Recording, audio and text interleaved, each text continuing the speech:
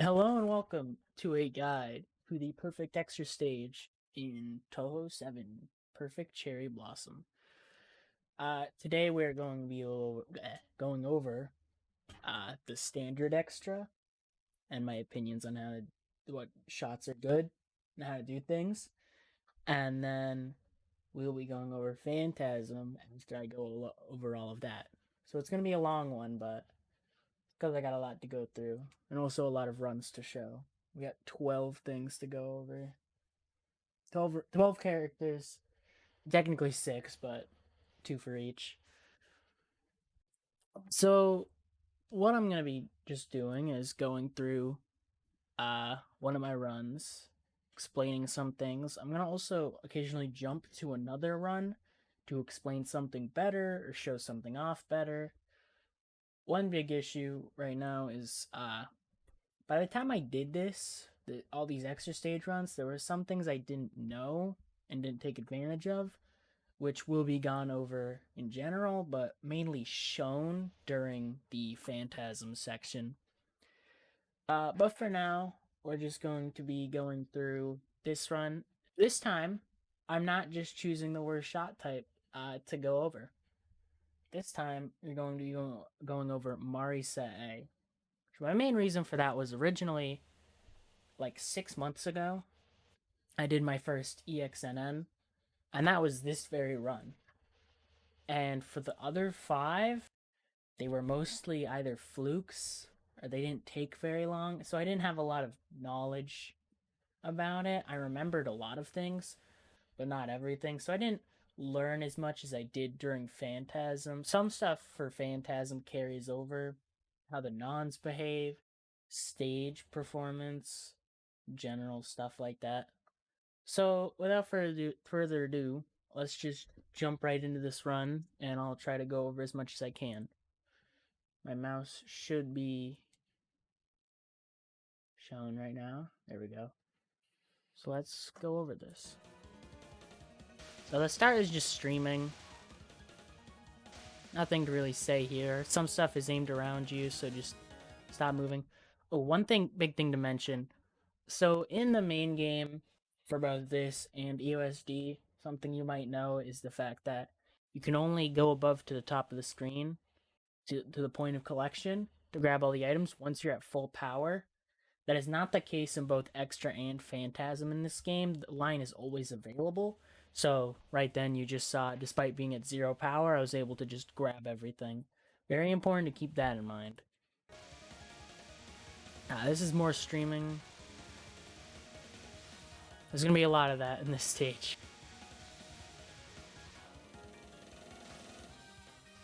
So for this section right here, I have 2 ways of doing it. This was the original one, where I stream left for the first 2, stream right for the last 2. You can also play a lot more aggressively and just move all about the top of the screen, taking out as many enemies as you can, grabbing at power as much as you can. This way is safer, but to me, by the time I went back to do all these, either way worked. It didn't really change much. You want to try and speed kill these enemies generally. When you kill them, they cancel the bullets around them. So always go for the right one first, because both of them will spawn at the same time, but the next one that will spawn will also be on the left. So you can just be ready for that one. And then you can just move back and forth, speed killing them. And then they spawn here. So the way this spin of rice works, green is spun the opposite way that the white rice is done. So green will go counterclockwise, white will go clockwise. Yeah. I messed that up once in the Moth guide, so I'm trying to not do that again. They are aimed at you, which is interesting. So at the start of the spin, so like this part right here, this part right here, this part, the start of where the spin starts is aimed at you. So generally, for the white rice, you can sidestep to the right, and for the green ones, you can sidestep to the left. The rice here is a bit slow, so you might want to do it up a bit high if you need to. is just streaming. So, mid-boss is gonna be weird with how I explain it. So, something important to go over is boss movement. How does boss movement work? In a lot of games, boss movement is random. It's like, I don't know the exact percents, but it's something like, I don't know, 73/4 of the time they'll move towards you, and 1/4 of the time they'll move away from you. In PCB, that chance is completely gone. So bosses will always move towards you unless they just are designed not to, which is rare. Either the movement is static or it's Chen final, which I really don't know how her movement works there. She can just camp you out on the side for no reason. I'm not sure. But something important to note is boss movement here. I take advantage of this in Phantasm, but I wasn't sure how it worked at the time of doing all these extra runs, so I can't show it right here.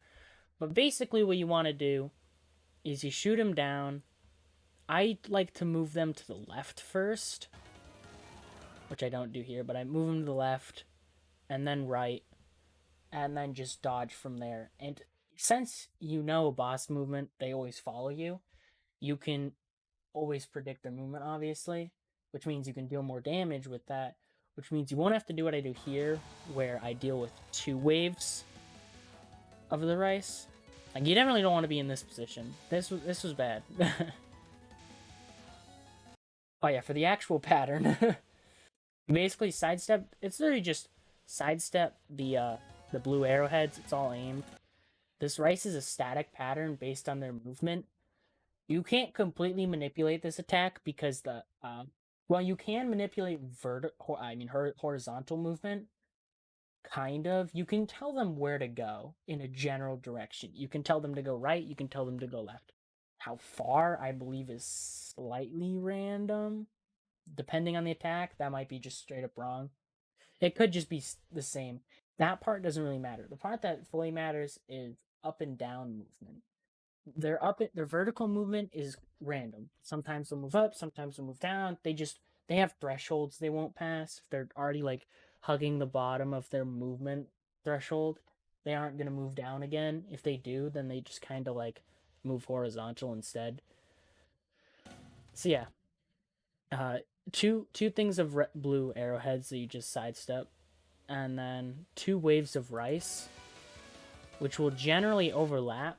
I'm not sure if it's fully, like, you can fully just avoid that with the movement. I haven't really tested that, to be honest. I know you can.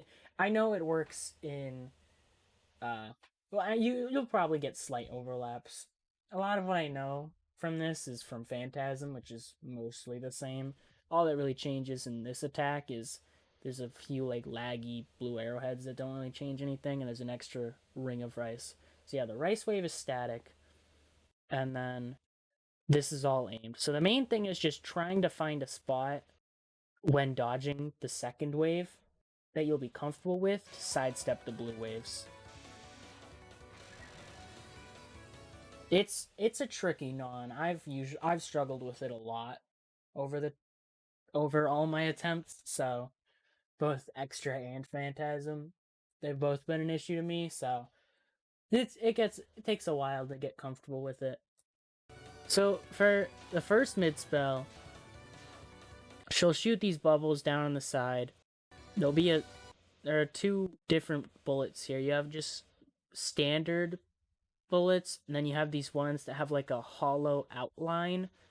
Those ones are aimed at you, while the rest are random. So what I generally do with like most shots, well, all shots actually, is just start at the top, stream down fast. You want to stream down as slow as possible, but because of all these random bullets coming from the left and the right, sometimes you want to be fast just to like you might notice it's like less dense down here, so you'll just do it faster to get there, which means you're gonna have to move up before they start aiming again.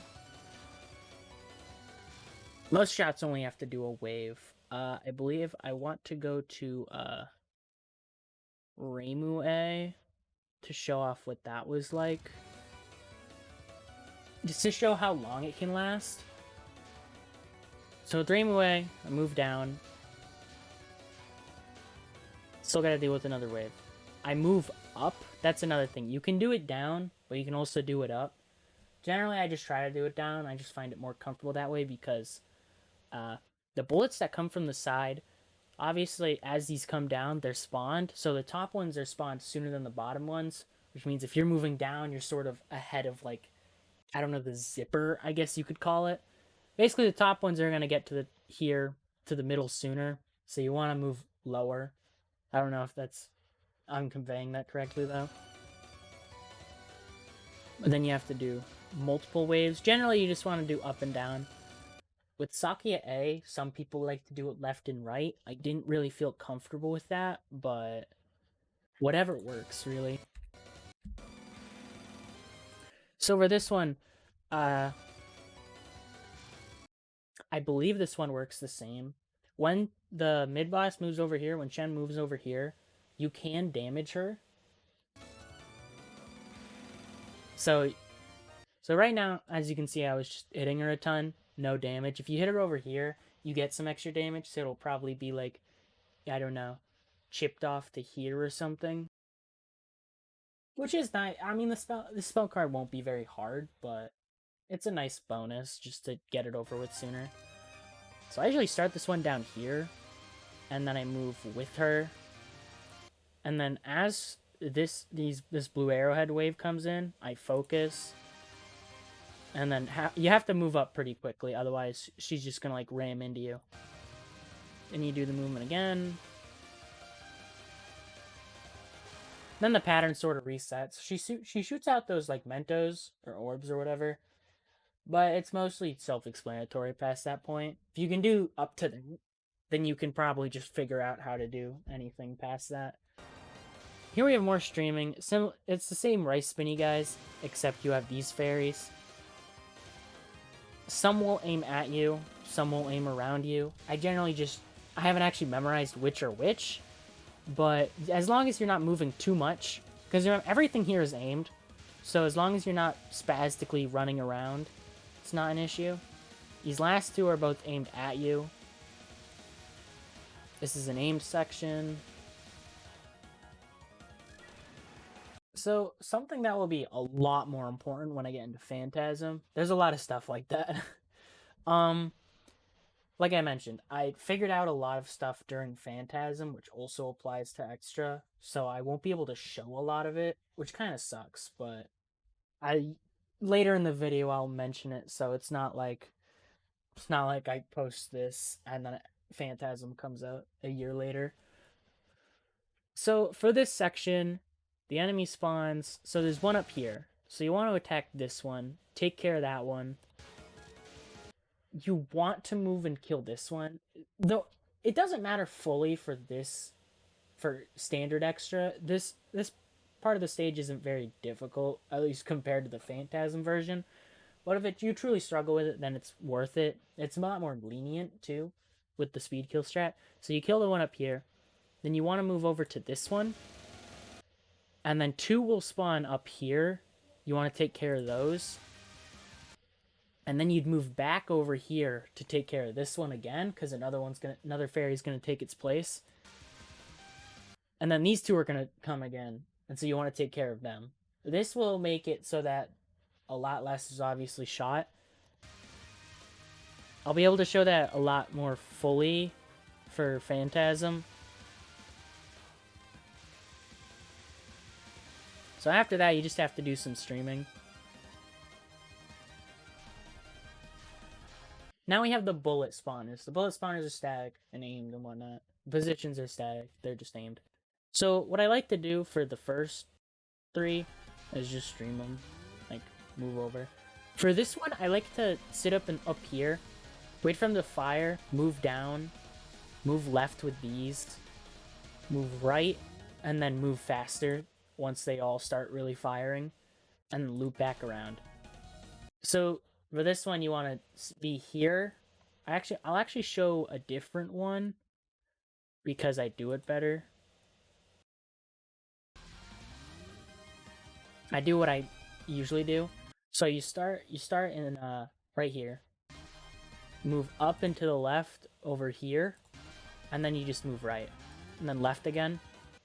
And that's just what I do. It's not very hard. Once you get it, it's a bit annoying to practice because even with TH Prac, you got to go through the whole bullet spawner section, but it shouldn't be too hard to get consistently. All right, now we shouldn't have to jump around as much. I'll jump around one more time, I believe, but that'll be after this full run to show some stuff. So now the boss. So her first 3 nons are just aimed lanes.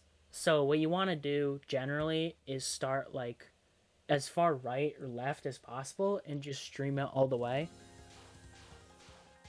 I believe I do that at some point for like third non or something, but for first I don't do it here. I suggest doing it because the last thing you want to do is have to restream nons 1 through 3. It's just a terrible time.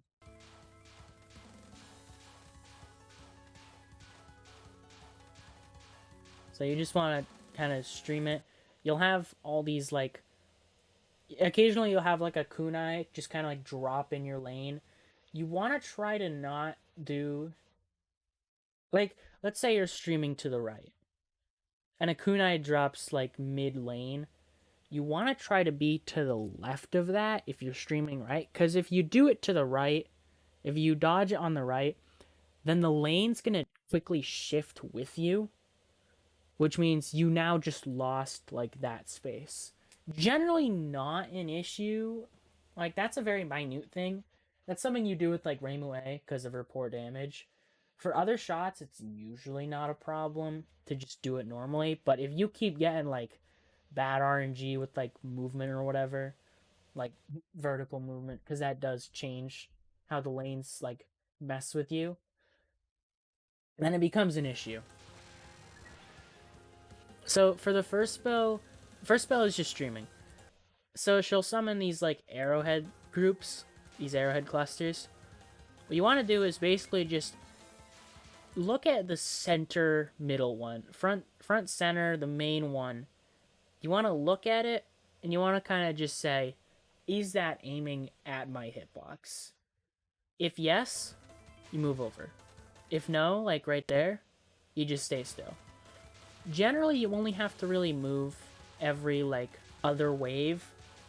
Sometimes you have to move a bit more than that or a bit less if she like really just like summons one like right in front of your face. If you have trouble with doing very small movements, try to hold down while doing that, because that's called bottom dragging. So if you're like, I don't know, focusing, you don't even have to be focusing, but if you're focusing, you're holding down, when you tap right, you move less than if you weren't holding down, because it's essentially a vertical movement into a wall, so your horizontal movement is less. If you need to do minute movements, which I suggest doing several points during certain nons and whatnot, or just when streaming, it helps with just not taking up too much movement, because like I said, you do not want to restream like anything in this fight. So the second non is basically the same as first. Like it's just a bit like more, it's a bit more clustered. Trying to restream this one is even worse. But you just keep going along. One thing to note is, as I mentioned, boss movement. Actually, it doesn't really matter here. It matters for a later non. So for second spell, Banquet, the bullet spawner movements are static. The spell is mostly static. There's like very slight variations. What you want to do is stay in the center for a bit, and then when this like purple lane arrowhead thing right here starts closing down, you want to move over to this sort of area. Do not do the left. The left is a death sentence. I tried it once. No. So you basically, you move over here. And now the main things you just want to focus on. Light blue. So you'll basically in this box. Nothing else will hit you aside from light blue arrowheads and these butterfly bullets she shoots out. These will be aimed. So She'll always move back to the center at some point. Like, she started at the center, but she will move with you. So don't be afraid to, like, move over here. Don't do it in the center. It's possible to do it in the center. I used to do it in the center. It's not worth it. Doesn't really do anything for you. So you just kind of do it here. Dodge the best you can. Be very wary of this. And also, in this sort of, like spinny blue arrowhead one, some will come from up here too. And that's when you get, like, uneven gaps. Like, right here, there's just one here. There's just one blocking that area.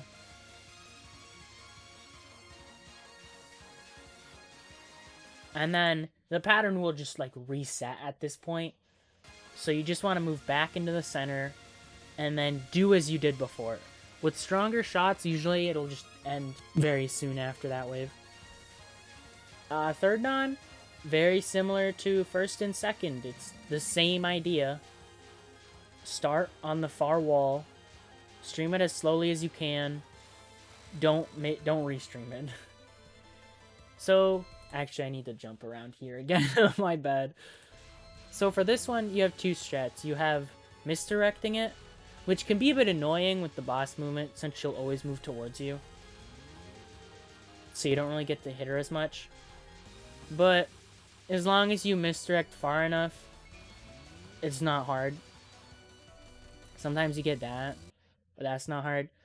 I believe I did it with ReimuB. Yeah, so for ReimuB, any shot will work with this. I suggest just doing the misdirect strat with SakuyaA because it literally changes nothing. But with everyone else, what you can do instead is shotgun up here so that you're constantly going to be doing damage. So, like I said, boss movement, she'll always move towards you. So basically, you just sit in her face, not too high because she can just move down into you. But you just kind of sit in her face, and then she'll fire out a wave. And then you just move with her.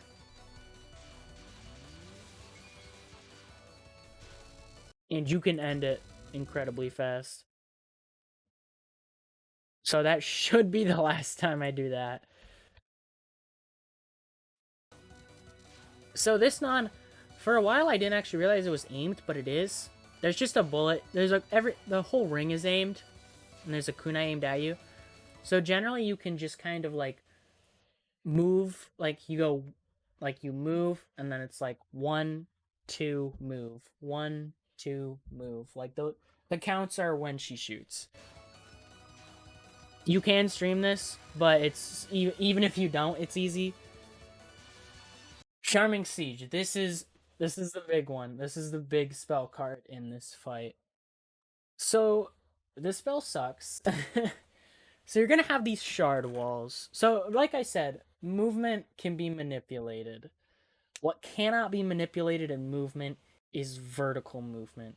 You can move the boss left, you can move the boss right. You cannot choose to move them up or down, and that kills you on this spell, literally. So if she's up, the spell is fine. The spell is whatever if she's up, usually. The issue is the shard wall is very wavy. It's hard to predict how it's going to move. So you generally just want to... You see it like moving left here, so you want to kind of move with it. It'll sort of like wave back and forth. So try not to make too many... Like, this is a bad situation, but it's sort of like moving to the left. A very bad thing can happen here that I won't show right now. Well, I can't really show it because it hasn't happened to me. Well, it has happened to me. It happened to me a ton of times, but it never happened to me in a run. It might have. I'll go check for that. So basically, you want to always try to be as aggressive as you can on the bubbles so that they don't push you down. And you want to be very wary of the shard wall so that it doesn't close in on you if you try to dodge between it and the bubbles. Like what you saw right there. Hold up, let me get back to it. So right before I ended the spell, this is bad. That's bad. So I'm sorry, you're gonna have to bear with me right now. I want to see how bad did other shots get it, because this spell is very luck based. If she stays high, if the bubbles don't really screw you over much, you're fine. It's not a very hard spell in that case. It can be annoying still, but it's not very difficult. But sometimes she will sort of push you down. You'll get situations like this. Like there's me down here. There's two bubbles right in front of me. Luckily, the bubble hitboxes are cool and awesome, unlike USD. So I live here. And then I capped the rest of it. I remember one, might have been ReimuB. One shot type I did had it really badly.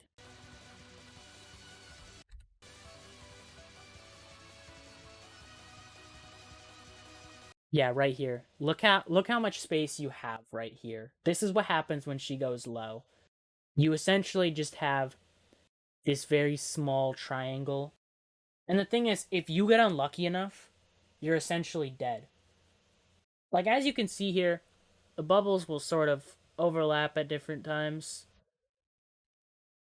And if they were to overlap something like this, down here, you're dead.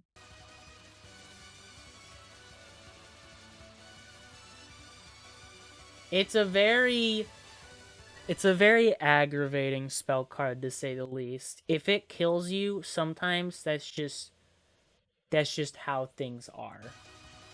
Like, you don't really have a say in it, which sucks. There are technically ways to get around it, but that is far above and beyond the skill level you'd be expected to be at. I'm not even that good. Essentially, you'd have to move through the shard wall into another open space and then try to move back. That little area I was in, that's the area you want to be in, which sucks because the game still screws you over when it feels like it. That spell card's pretty notorious.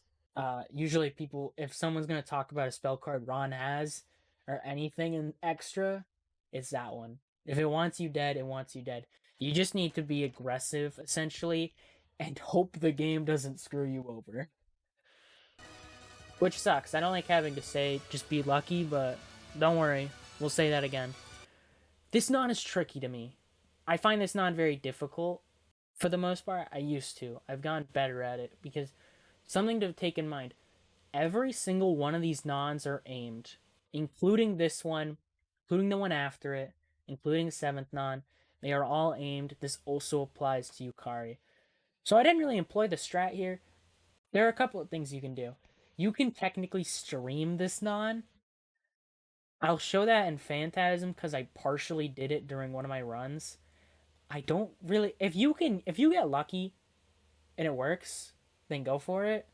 But don't rely on it. Sometimes she just moves up or down in ways that just kind of block you. You can try it out in spell practice. It'll always aim directly at you. So, not spell practice, TH prac. So start from 5th non, and then you can sort of move right every wave. Or every odd blue kunai. So the first one, the third one, those ones will be aimed directly at you. At least that's how it works for Phantasm. It might be different due to the slower speed here. Although I don't think it mattered too much. If anything, it'd be easier. I don't think the shot speed is any slower. It's just the actual speed of the bullets. So yeah, generally, there's a bunch of weird stuff you can do with it because it's aimed. You can do this like U shape I did once that was really weird that I gave up immediately. The general idea is just do not move much. If you move much, that's when you get very awkward gaps in the center here. Because as you can see, there's these sort of like crosses. Like right here. Right here. These can end up being very nasty.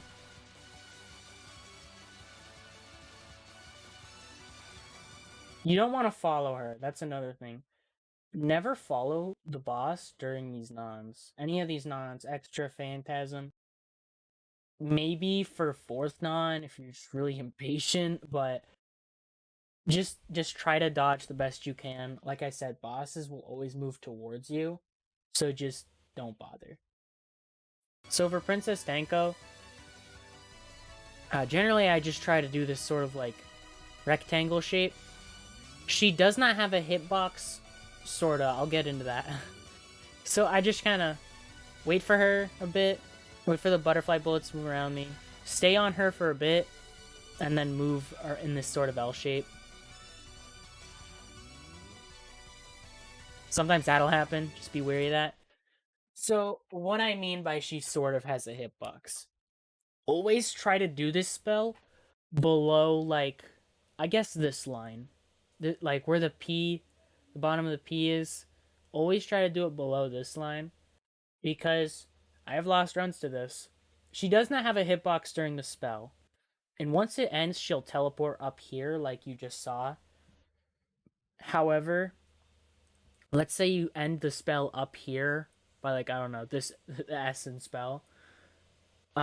She will not teleport here because she is already at the movement border. Her movement range, which is like, I don't know, here. So if she's here, she has no reason to teleport up here because she's allowed to be anywhere here. And so if it ends here, she's not going to move. And if you're taking advantage of the fact that she doesn't have a hitbox during the spell, and you ended up here, she's going to first frame the spell ends, her hitbox is going to come back. She's not going to teleport over here, and you're going to die. So always try to do it below. Similar thing with Fifth Non follows here. Don't move much. So this pattern sort of revolves in 3 waves. So we have wave 1, 2, 3. You can sort of see it here. Wave 1, wave 2, wave 3. All of these gaps will just line up very well usually. So we have this gap, we have this row right here, this row right here, this row right here. And if you go into the first gap if you go into, like, I don't know, here, then this will miss you, this will miss you, and you'll just kind of be safe for 3 in a row. Sometimes they overlap, and that's an issue. That usually happens if you move too much, because it is aimed again, or if she moves down. So just don't be scared. If you try to move around a lot, you'll get these really, like, sort of flat waves, I call them, which means the gap that's basically below you, or above you, I mean, is very sketchy. Just don't be, like, too scared for the first wave, and just take it easy. Ultimate Buddhist, it's not a very hard spell. Generally, you just stay under here, trying to deal damage. Don't just forget about these bullets, because sometimes she will just shoot one straight down, like you just saw right there. Pay attention to the sound cue. Right after, so you'll see all the bullets and lasers sort of, like, despawned, and then the red one comes in. These hitboxes are very late. So as you can see, red one's spawning in, blue one is right here. I'm about to just rush up right through, because the hitbox takes a while to get there. And then for the spinning section, I used to struggle on this a lot. Do not try to do it out here. Do it as close to the center as you can, and you should just be fine. If you do it out on the outside, then it's a big issue. So here, you just want to kind of rush down. I was a bit scared because I think if the laser's, like, I don't know, at this very sharp angle, it might be able to poke you. I'm not sure though. I was a bit cautious here. I never had it happen on Phantasm. I don't know if Extra's for some reason different. I doubt it. So you just want to rush down, especially because all these bullets are random. So you could if you're a bit too slow, you could have just a bunch just, like, clump up right in front of you with that bit of delay you have. And then you just go down here, and it all repeats. Strong shots can just, like, I say 1 cycle. It's technically, like, 1.5. But generally, some of the stronger shots can just kill it before you have to start spinning on the red wave again. Again, like I said, this is aimed. Basically, just don't try to move much. That's it. Just don't move too much, and you should be fine. It's not super hard to read. Practice it a bit if you have to, obviously, but As long as you're not very like shaky with your movement, you should be fine. Because again, like I said, it's aimed. So this like mainly these will create lanes. So I'll be in this sort of lane, and then you have the extra wave. That's like the one you're actually dodging. That one is aimed like every like I don't know 3 waves or something, 3 or 2 waves, and so you can just like as long as you're not moving all over the place and you're just being very like simple with your movements, it shouldn't get into like and there's no way you'll just get like a wall or something. Unilateral Contact. This spell is hard. So she'll shoot at these shards and then she'll aim like 5 waves of butterfly bullets at you. You just want to sidestep and move up. Big thing here is the fact that just because a bullet is off screen does not mean it is despawned. So you want to be somewhat high up. This is generally how high I am at the start of it. So I try to move against like where it's curving. So right now it's all curving sort of like to the left. So I'm trying to move to the right here. Sort of pass through any gaps I might see because I'm just like, okay, like right here earlier, I was just like, okay, I'm just going to move here. And then you want to move up and try to read the shards coming from off screen as best you can. And the faster you move through those into the bottom, the better. And then they're flown back. Good luck. If they really, like right there, this is a very clumped wave coming right at me. Generally during the spell, macro is better than micro. You want to try to fling yourself away. Because look at this gap over here. And look at all this. You don't want to try to like micro this. Because, I mean, you might get a bit of extra damage. That's also a life you're risking a lot more. So just try to do no focus dashes away from it. Unfocused dashes. It can take a while to read. Again, you just kind of just take a look. You're like, all right, how do I get here to like over here or over here? I generally try to stay in the center of the screen. So I'm like, all right, this is obviously a bad spot. These are going to curve up. So I move over. This whole like area is clean. So I'm like, all right, I'm going to move here. I notice this. I don't really notice this, but I do notice this big like gap here. So I move right here. And then I notice the wave has ended. So I start moving back down. And then right as you get back down, you need to start reading the other wave. You just need to... It's a very raw dodging spell. You just need to get good at reading it.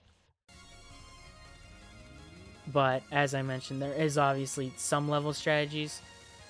If you have some clean gaps, just go for them. Alright. Right, I need to jump around for this one because I do not condone what I do here. So, boss movement again. What I like to do here is not just tap, tap, tap to the left. Unless I'm like SakuyaA. Because I want damage as much as possible. So, what I'd like you to do, what I should have done here. Again, a lot of things I do that I mentioned, I do in Phantasm. So, we're moving along. I want to try to stay to the left of her since I'm moving to the left. So that way, like if I'm like to the left of her right here, she's going to move left again, which means I'm going to move with her. So, don't restream like this. Do not do that. That is an absolute risk you do not need to take. Instead, I'll just go to my ReimuA one. I probably do it in all of them because I'm not a crazy person anymore. I can't believe I used to do that. I can't believe I thought that was safe. So you stream your direction. So I realize I'm reaching the end. She still has plenty of health left. I need to restream. So right as a wave is done, I move to the end of the lane that I'm in. And then she'll start firing. And sometimes she aims a bit early. And so I notice, man, I should probably move a bit more to the left. I need to at least get to the left of this is all. And then I just start streaming back. So again, You notice you need to restream. So you move to the end of the lane you're in once she's done firing that wave, and then you start streaming the other way, basically as soon as possible, but when she starts firing again. Let me just try to not have the video bar in the way. Yeah, so like that. That is a million times safer. The only thing is, like I mentioned with boss movement, I'm going to keep mentioning boss movement because it is surprisingly important here. Mainly because you can manipulate it. If you couldn't manipulate it, then it would basically just be like, oh, whatever. Sometimes it's annoying. But with this fight, up and down is very important. Left and right you can manipulate, so there's a lot to talk about there. So why I like to always stay in front is because if you're doing, let's say I did what I did before. We're going to jump back again. So I'm always moving with her, but what if she didn't move right before the wave she just shot? Maybe she moved left, but I still realize I need to restream. Now the kunai are at a sharper angle, making it worse to restream because the gap between the lane you're sort of like moving through and the new one she's shooting are a lot closer. The gap is a lot smaller than you'd like. So yeah, last time I'm jumping around at the end of this run. Don't worry, that's the last one. So, 8th spell, Shigami Chen. Main thing is, alright, so this white line, it is a laser. Do not be me and get hit by it. It does kill. Generally, you won't run into it, but it's best to know that it is indeed a laser. The rice she shoots out is not static. It's aimed, and then I believe these rings are technically static. Don't cite me on that, but I believe they are. But her movement is, I believe, slightly random. She'll always swap sides, but I think she might go to like a slightly different height sometimes. Her height, her movement might also be static, but generally you can tell like she's about to move, and you know she's gonna go to the other side. She's always gonna move up and then down, up and then down. So always be weary of that. She's never gonna change directions when you're like right next to her, so it's not too bad.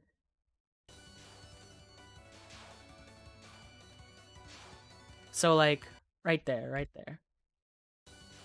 So she's moving down. I know she's gonna move down again. I don't know where she's gonna move exactly. All I know is she's gonna move to this right wall. So I want to move up, at least on equal like lengths with her, vertically, or higher, so that I don't have any chance of her just running into me. And you want to stay center because Ron just kind of sits there. So again, rice is static. Be wary of the butterfly bullets. Don't forget Chen is there. It's not too bad. I'll say that about a lot of spells and a lot of attacks in this fight. It's not a very hard extra overall. Alright, so the survival. The survival is, so I mentioned Unilateral Contact and Siege, and also kind of Fifth Non, but mainly the other two. Those are like the big ones so far. There's two more. It's Survival and Final.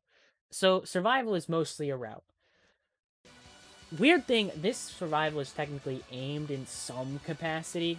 So basically dodge the bullets. Stay to the right here.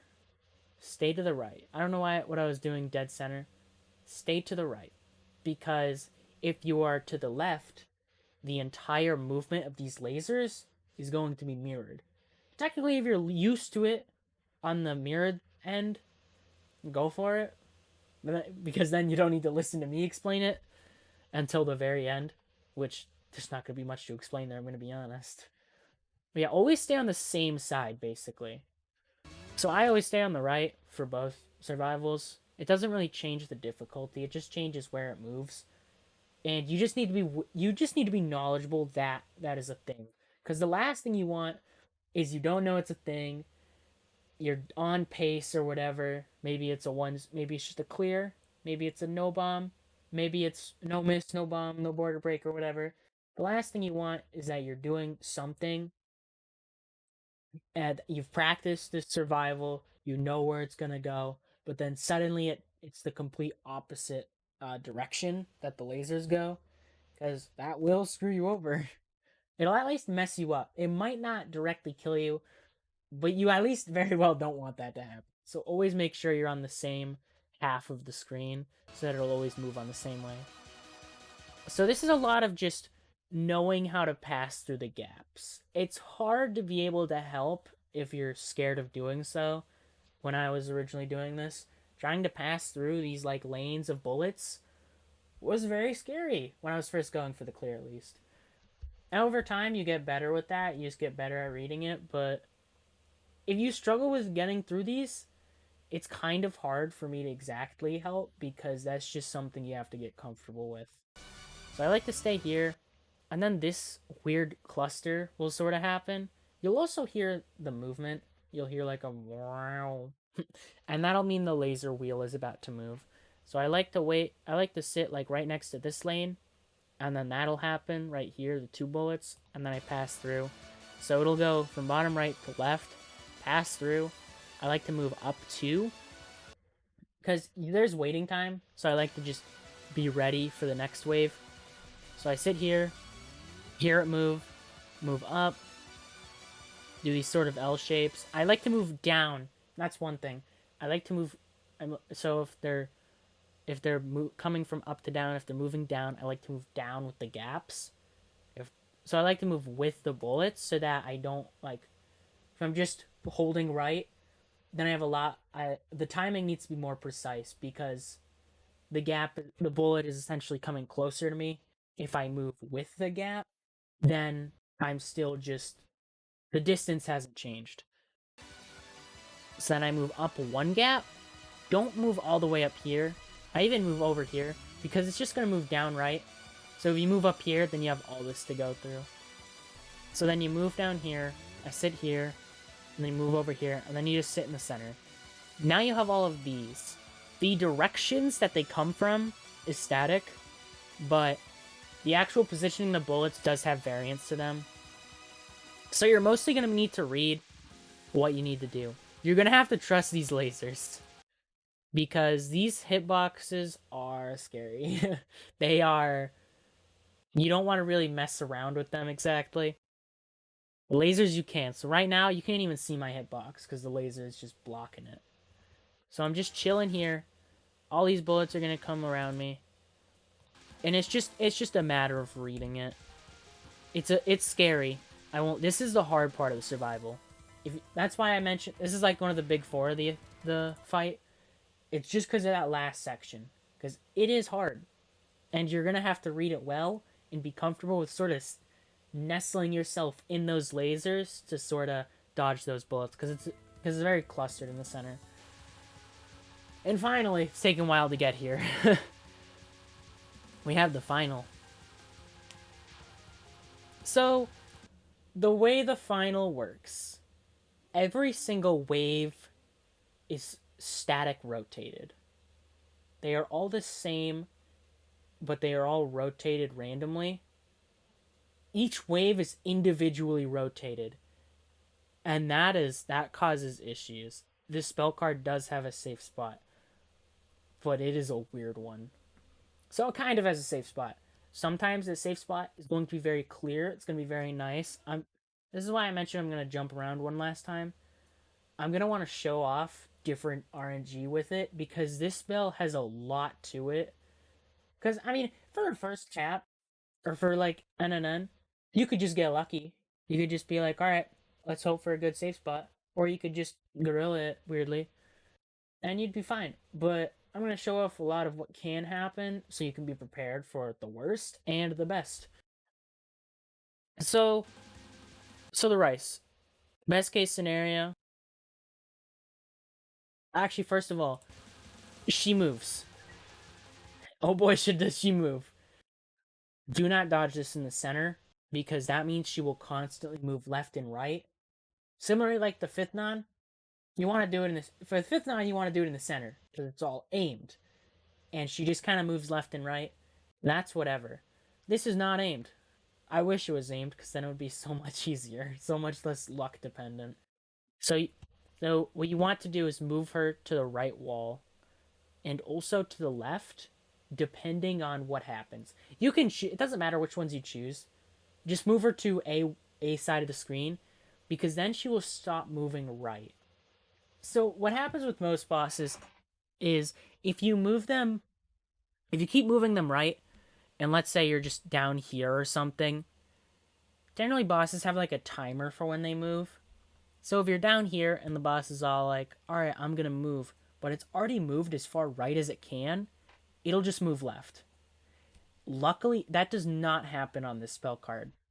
Her movement is different from normal bosses during this attack. So generally, you just lead her to one side.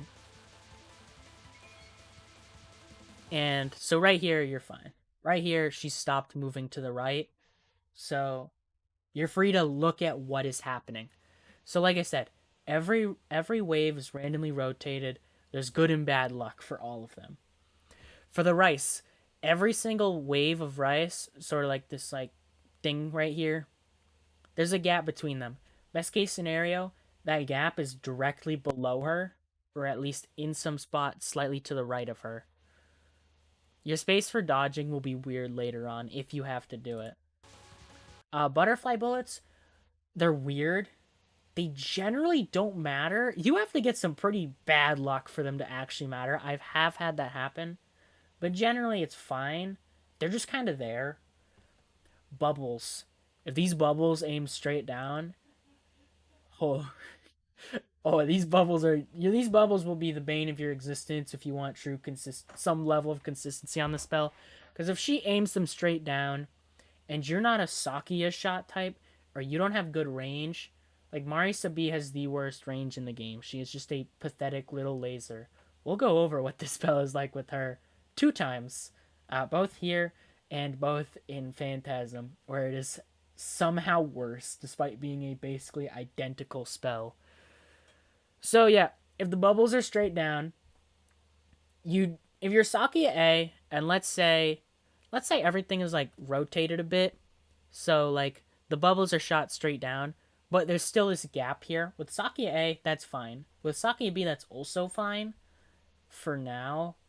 So with SakuyaB, you can use her shot, sort of lock it onto the boss. So even if you're like over here, you can still do damage. You don't want to completely rely on that. Luckily, you don't have to. Basically, just keep like moving around everything or between everything until the blue arrowheads show up, which is the next wave. Once they show up, you're going to need to lock into a position or a lane that you want to be in, because it's going to get bad. Or it can get bad. So yeah, bubble shot straight down, that's bad. The reason you want to also... So let's say the bubbles are shot straight down, and the rice also sucks. Let's say the rice is rotated, so instead of the beginning part being right here, it's right here. And so you also have to micro the rice. So you gotta micro the rice. There's bubbles in the way. Maybe the butterfly bullets are somehow bad. Things are looking terrible. So what you want to do is probably stop shooting at this point, and you want to try to lead her to the left. Because for whatever reason, if things look bad on the right side of the screen, they could be fine on the left side of the screen. But you can't just keep leading her back and forth, and eventually something will show up. Because if it looks like this on the right side, it's gonna keep looking like this on the right side. If it looks really nice on the left side, it's gonna keep looking really nice. If it looks really bad, it's gonna keep looking really bad. So, yeah. So, always know when to be scared. Right now, this is great. I just get to stand still. Hurrah. Blue arrowheads create lanes you're gonna have to deal with. They didn't actually even get to me. I got lucky with the rotation, so that... Actually, it might arguably be bad. So basically, you look at these lanes once they come here, and you kind of evaluate what you have. One big thing is, you see this enemy marker down here? If you're... So, like, to the right, to the middle of the E and the M right here, and to the right, that's where you want to be. If you're trying to dodge anywhere to the left of that, she's gonna move to the left. and that will likely kill you, or it'll just make you very sad. So we take a look at these blue arrowheads. So we have new stuff to deal with. We'll get to these in a bit. So let's look at the lanes we have. So because we're a low range shot, we only really have two options. We have this one right here and this one right here. With higher range shots, we might be able to evaluate further to the right. Like SakuyaA essentially has here under Ron all and the entire right side of the screen, which makes her really nice for this. We'll get into her, why she's like pretty decent, surprisingly, for this extra. Mainly Phantasm. I have my issues, but like I said, we'll get to that. So let's evaluate. We have two lanes to essentially choose from. This one, first of all, we have a bubble sort of popping in. That's not good. Second of all, this butterfly bullet, again, like I said, sometimes these can be strangely a nuisance. And here's an example. So, obviously, like I said, with the enemy marker, you'd essentially have to right hug this lane for it to work, which means you're going to need a safe spot. This butterfly bullet essentially says no. So you're like, all right, this is what you have to work with. But because I'm a low range shot, I have to be more to the left of it. But I do have plenty of range. The rice doesn't bother me. The butterfly bullets don't bother me. The bubbles don't bother me. Things are looking good. And now we get to the yellow orbs. Look at this. So like I said, I want to stay on the left side of the lane. That's how I'm going to damage Ron. Like I said, everything is independently static rotated. So any single part of this can ruin it. Any single phase can somehow cause some issue that just screws you over. I have a lot to say about this spell, so buckle in. I've already said quite a bit. So right here, what you can see, so as I mentioned, there's sort of a safe spot. It is RNG. And that is why you want to lead her left and right. So if the bubbles aim straight down, you don't have a safe spot with low range shots. If the rice is being a nuisance and you have to sit between it, that's a very dangerous safe spot. It is not necessarily not one, it is a dangerous one. Because let's talk about boss movement again. Horizontal movement can be manipulated. And again, I'm done moving her to the right. She won't move to the right again. However, for whatever reason, if she feels like it, she will move up or down. Generally, this doesn't really affect too much, except for the rice. The rice will shift in position. So if you're sitting between rice and she decides to move up or down, the rice is going to move. And what that means is that you're possibly going to get hit if you have too much faith into the safe spot. The safe spot takes some time to actually see, and you only know it's truly there until the last phase, which you're not even into. So again, yellow orbs. I got unlucky. So what I wanted is, I wanted a clear left part of this lane. Getting the free area up until yellow orbs is really good, but I can still get screwed over from here on out. The spell is never over until it's over. So right now, I see this rice. This rice is a bit to the right of this arrowhead, which means right when this hitbox ends, this one starts. And right when this hitbox ends, this one starts. I forgot I didn't move in time. Well, I do technically move in time. So again, I don't have much leeway here. I don't know why I waited so long to just move up and over. So what you'd want to do. So you're kind of looking at this, and you can immediately, right here while you're playing, you see this, and you're like, oh shit. Like, you see all of this is going to line up badly. Like, especially with how this lines up at the end. So what you'd want to move is quickly up and over, or up above this arrowhead, and then through this gap. Instead, I waited way too long, and did that. Let's just watch that one. See how close that was. Actually, let's slow it down. I'm sorry, this is going to probably annihilate ears. Yeah, look at that. It's hard to see because of the progress bar, but you can generally see I'm just right there. Don't do that. Don't do what I did here. So, so things are looking poorly, but it's not over until it's over. You can still keep dodging, because again, that was a clean lane, and now that you're out of the lane, you're kind of fine. But things are gonna progress. So until these blue arrowheads get back, I'm fine right here. I have to deal with this rice gap, but that's not really much of an issue. I don't even bother with it. So, blue orbs. Not good. The blue orbs are essentially the yellow orbs, but faster. And again, they're independently rotated. The gaps between blue orbs and yellow orbs are essentially the same, which means if you get unlucky enough, you can get a lineup that is essentially blue orb, yellow orb, blue orb, yellow orb, blue orb, yellow orb. And that is a very scary situation. Like I said, it's never over until it's over. Until you see what happens when all the waves start mixing together all at once, that's when you know things are safe. So right here, again, I moved a bit not early enough. So there's rice right here, but there's a clear gap right here. So I moved to the right real quick.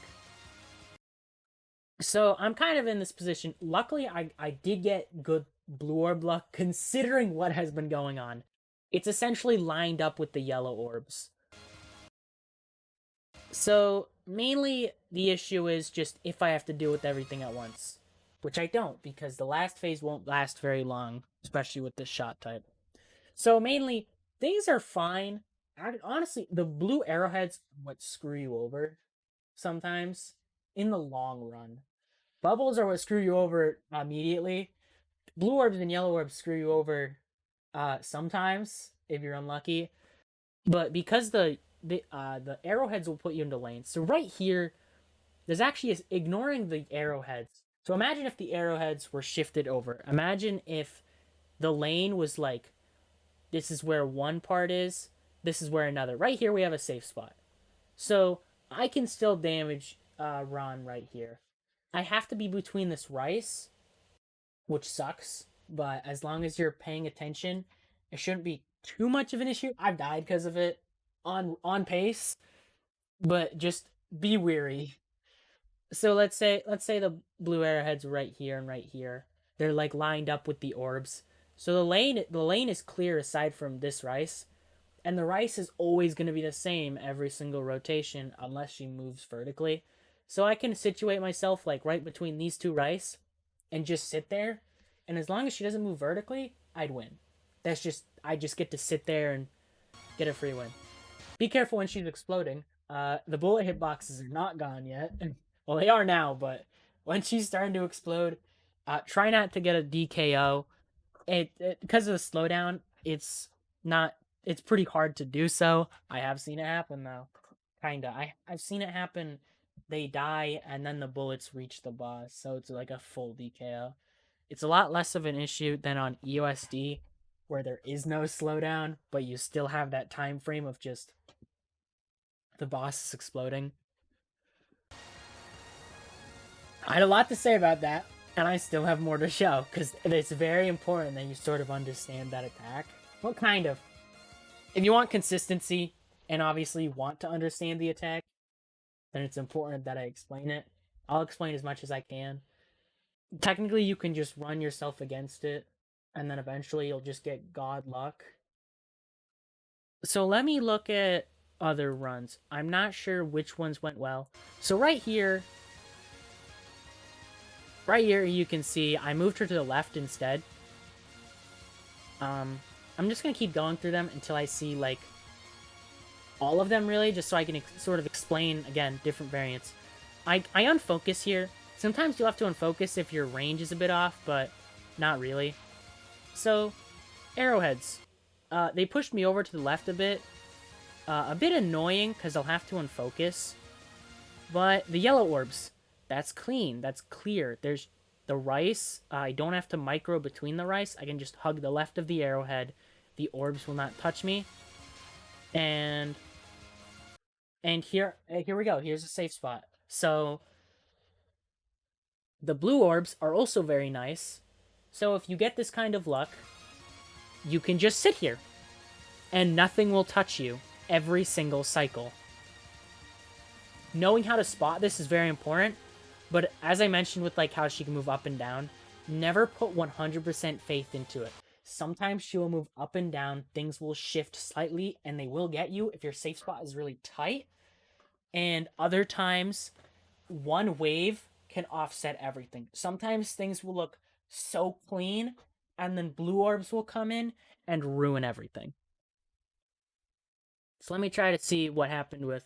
I'm going to sort of go through every shot. I want to show MarisaB especially, but I'm going to go through everyone else to sort of explain how it all works. So here's bubbles. Here's bad bubbles. I cannot be to the right of these because this sucks. Because ReimuA doesn't have that range. She has homing, but it won't kill it in time. So obviously you evaluate this and you're like, all right, what is a safe spot that will still deal damage? Oh, I have to move to the left. Really, you evaluate this and you say, this sucks. I'm gonna move her to the left. So you just kind of chill out on the left. Sometimes you want to deal damage. Generally, you don't. Like, when the blue arrowheads come out, moving her gets a lot riskier because of how much there is. So you keep moving her to the other side if things looked bad. Like, I had awful bubbles on the other side. And now, that's one of the main reasons. So here, oh wait, I think I just understood something. So basically, yeah, it doesn't actually shift. Nothing really shifts. The main thing is the bubbles. So, like I said when I evaluated, I just figured something out about this spell. I'm learning everything about this spell. I thought things shifted, but when you really think about it, so as I mentioned on the other side, I said, oh, there's sort of an okay spot on the left of her. Like, let's head back there. Actually, things do shift a bit, I think. Actually, I think that's because of vertical movement. But yeah, as you can see here, a lot of the bubbles, like it kind of clips, like, under her is, like, the center of the leftmost bubble. And then there's the second bubble. So this right area is completely messed up. Over here, you check out the left area. And so it's a lot safer. Actually, did she move? Okay, now things do shift slightly, I think. It's not a huge amount, but they do, I believe. I think she only moved up, like, I don't know, not much. And so things do shift slightly, but the general thing is the same. So here, we see myself. So this is a semi-safe spot, but you have to be between the rice. So there's some danger involved, so you don't want to just sleep through it. So I'm sitting here. I generally don't like to sit between the rice. I like to move through it. Because sometimes when I just sit still, again, that vertical movement will just screw me over if I'm not active. And if I try to be passive about it, typically something will happen. I won't be ready for it. I'll die. So yellow orbs come in. This looks bad. Actually, this looks fine.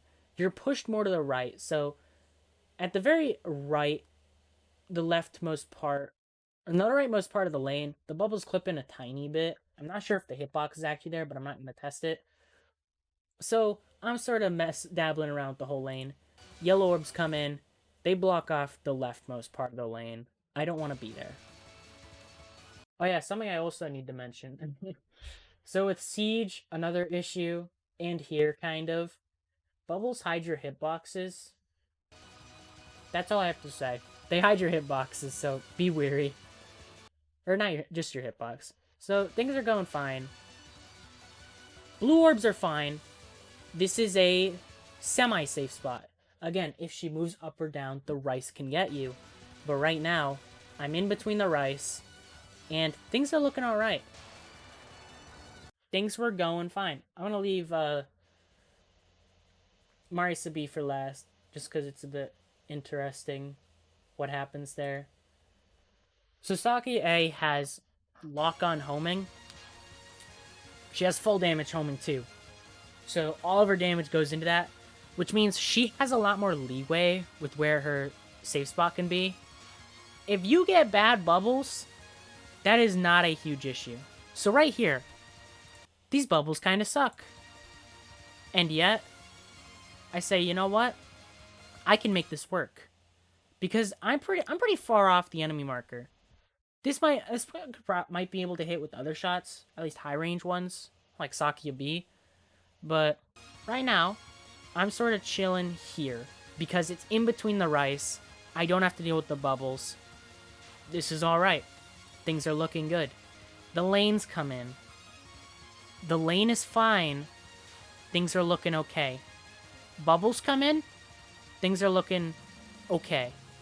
I still have that pretty safe spot. Blue orbs come in. They line up with the yellow orbs. I'm home free. Yeah, notice how far I am off now. I'm decent distance away.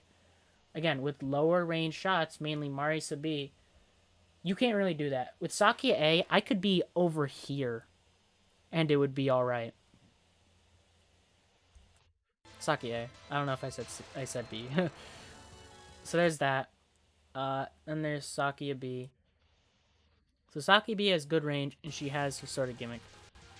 So I moved her to the left first. Bubbles come down. I don't really like them. That could potentially work, but I'm moving her over to the right to see if things change over there.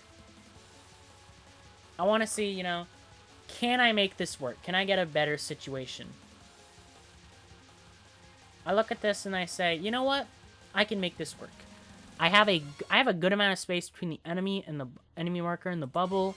I have to be between the rice, which sucks, but you know what? It's fine. The lanes are good. Yellow orbs, not too great. But it was tolerable. Not much to really say there. With SakuyaB, I mentioned it earlier. So So you can sort of split her shot. You can sort of lock it on to the side so that you can have your forward shot dealing with one thing and your side shot dealing with the other. You can use this to do what essentially SakuyaA does so that you're way off from the enemy marker, but you can still deal damage. The issue is this is slow. It's not super high damage for a very tanky spell. It's a final, multi-phased final. It has a lot of health. So you have that issue. So basically what you want to do is you just do it normally.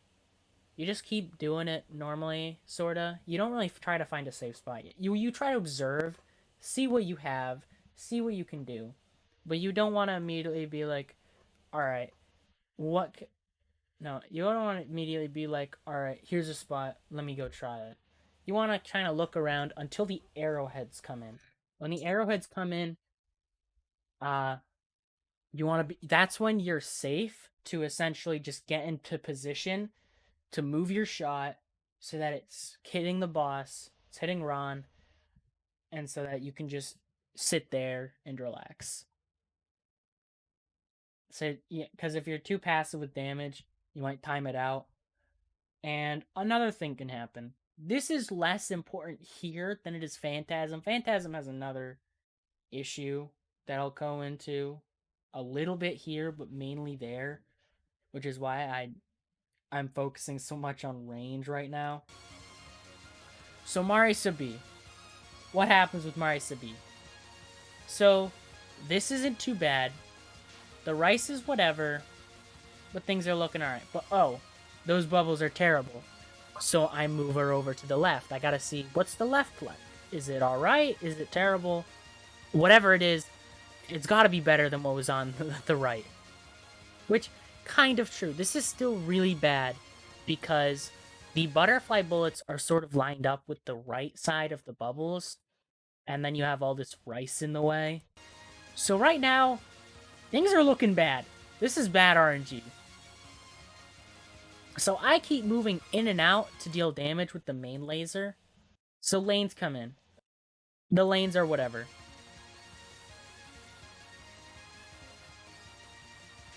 I move a bit too much to the right there. So alright. now we have the arrow. Now we have yellow orbs. How do yellow orbs look? They're fine. They're clean. They essentially line up exactly with the arrowheads, so I don't have to worry about them. Their hitboxes are surprisingly generous. Basically, the white part of those yellow orbs is where it actually is. But it's becoming a struggle to actually hit her. So I go to unfocus. The issue is MarisaB's unfocus kind of sucks. So I keep doing this, but again, I don't want to put my faith into that rice. And so I keep moving in and out, in and out. And you might have heard the sound. So with every phase, let me try to... You can sort of hear this a sort of explosion noise, that pop. I don't know how to exactly explain it. So I'm struggling to kill. It's lasted quite a while. And then, like, you can see her health ain't moving too much because I can barely hit her with the unfocus. I hit with like one laser, 2 shots. It's not doing much damage. So you hear that shot again, as if another phase has started. That is the rage phase. Yukari's version also has a rage phase that is way more deadly than this one. A lot more deadly. I'll get into that. But essentially, here, the rage phase is tolerable. I still managed to get the NNN here. And it happens when there's 30 seconds left on the clock timer. If this were to happen in Yukari's version, which has happened to me, the run is over. That is, unless she has a pixel of health and you kill it immediately after, the run is over. You have to reset, if it's no miss. Otherwise, the run probably isn't over. Maybe, unless you have no lives. Then again, the run is over. I'll get more into how that one works. But for now, rage phase has happened. So the way Ron's rage phase works on this spell, which people seem to not even realize it exists. So if you were to time this down, it'll basically, if you were to start just pacifisting it the whole time from the beginning, you'll only have to deal with the rice until 30 seconds. Until there's 30 seconds left. Once that happens, it'll immediately skip to the very last phase, and every single bullet is now twice as fast. The thing is, let's say you got a good safe spot, like with what I got with ReimuB, I believe, or ReimuA, both of them. I got some good safe spots. You can probably remember them.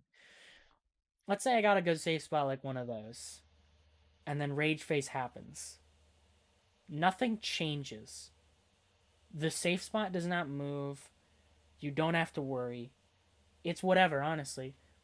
The safe spot doesn't change because all that happens is the bullets are now twice as fast. The trajectory is still the same. The only issue is this weird overlap phase. I don't know if this can get bad. I doubt it, but it can probably do something weird. Preferably you just don't hit rage phase, though. So you hit rage phase. Just stay calm. It's not that hard to read still. It's basically the same thing. Things are faster, but chances are you've already hit the blue orb phase at this point, unless you're doing a pacifist challenge, in which case I'm not helping you with that. That's not what I'm here for. So you've already seen the blue orb phase. You've already sort of analyzed it. You've seen where are bad spots to be, where are good spots to be, how does everything line up. You've kind of understood what's going on there. And so when rage phase happens, you still remember that. You still know where was the good spots, where were the bad spots. And so you just kind of keep that, and as long as you don't freak out that you hit rage phase, then it's still generally the same thing. Things will still go fine. That was a lot of talking, I gotta say. I had quite a lot to say about that final, and I'll probably repeat a lot of it for Phantasm. So good luck with that. I'll have more to say during Phantasm because there are changes. Mostly inconsequential, but I won't say anything now. This is about MarisaA Extra. So that should be everything. I've talked a lot longer than I usually have. OBS says it's been an hour and 20 minutes that I've been explaining this, so I'm now beginning to realize this is going to be a very, very long video. But yeah, that is all from me now. I'm finally done talking for now, and then it's gonna jump and you're gonna get to listen to me talk some more. But I'm finally done talking about how to do certain attacks, what is easy, what is hard. Generally, if it was hard, I said it was hard. If it was easy, I probably didn't say much about it. Like, it was hard to say stuff about certain attacks because they're pretty simple. Don't have much to say about first spell. Second spell, again, it's just static. Butterflies are aimed. I wish I had more to say about Midnon. If you want to hear me say more about Midnon, I'll have more to say about that in the Phantasm section, where I'll go more into how I move the boss, how I sort of dodge in a way, even though I suck at it, and all that. I'll have more to say about some stuff. Phantasm is going to be a lot of me repeating myself, because a lot of it is the same, so that might be an issue. But for the stuff that isn't the same, I mean, like, you'll know. If you need help on Phantasm, then you'll know. If you're just watching for entertainment reasons, you probably just like hearing me talk or something. I don't know. But yeah, that's enough for me. Let's get on with the shot type ranking. So for our best EX shot type, we have SakuyaB. SakuyaB in general is just a really good shot type. She has high damage, she has good range in general. When you're just shooting all your knives straight forward, they cover a pretty wide area. And on top of that, you can aim the shot so that you can just deal more damage from elsewhere, which comes into play on the final. Because, like I mentioned with all that safe spot garbage, sometimes you're put off center, and so you can aim the shot towards the boss so you don't end up timing it out or doing next to no damage. As for cons, she really doesn't have anything. There's nothing bad about this shot, I'd say. Yeah, that's it. She doesn't do anything bad. She's just a really solid shot. She does what she needs to, and I do believe her to be the best NN shot type for this stage. And just to clear, if you're gonna choose a shot type, she's the best one. And so let's just jump right into that run.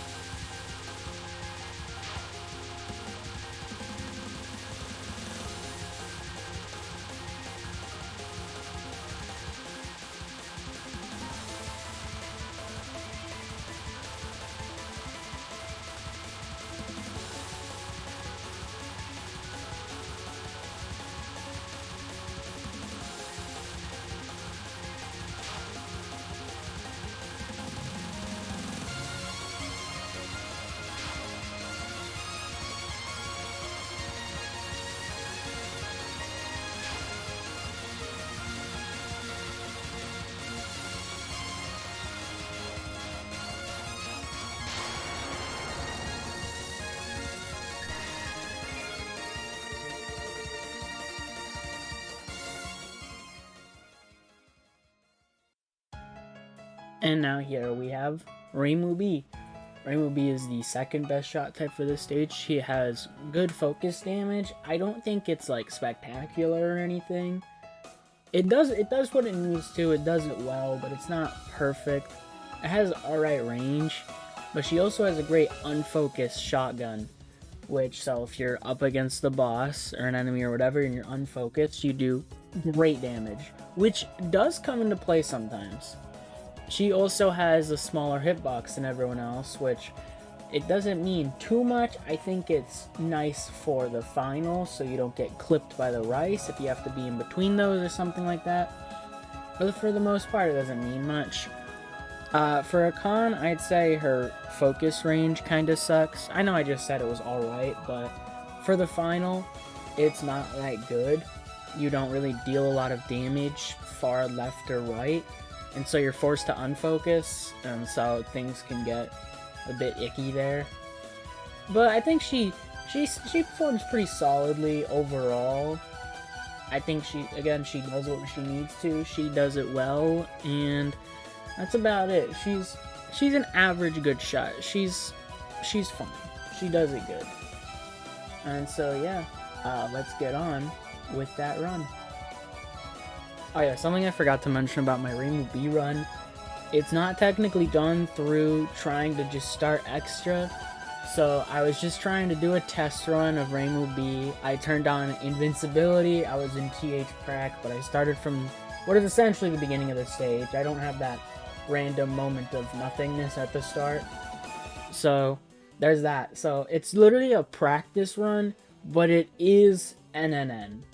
So I thought I should just make that clear. It is a full NNN. It just was not done through standardly just entering extra. It was meant to be a practice attempt, and I got it first try. So yeah, just thought I should make that clear.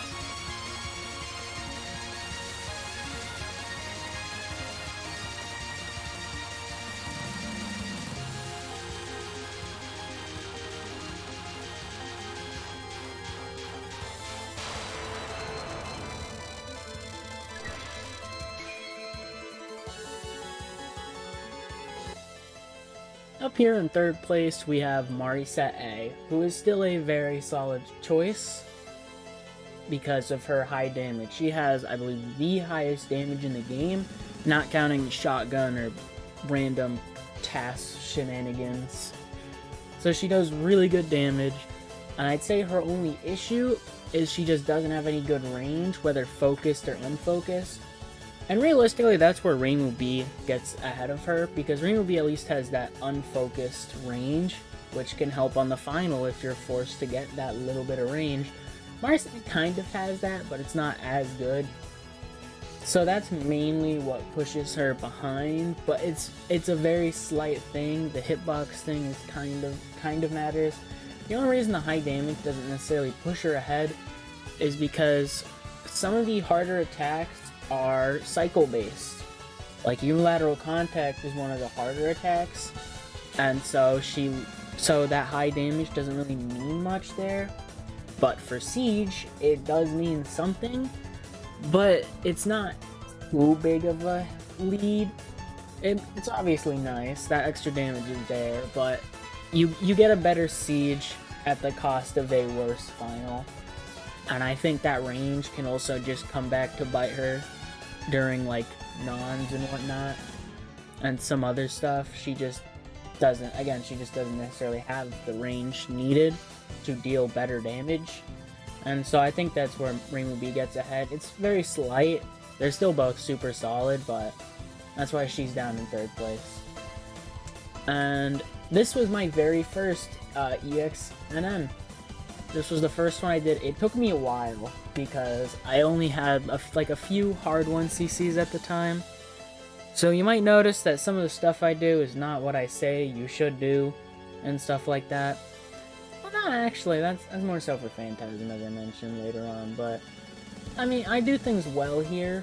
Just I'm not as good as a player back then as I am now. So it might look a bit different, but that's fine. Just know that it took me a while, and this was my first one. And let's fully check it out now.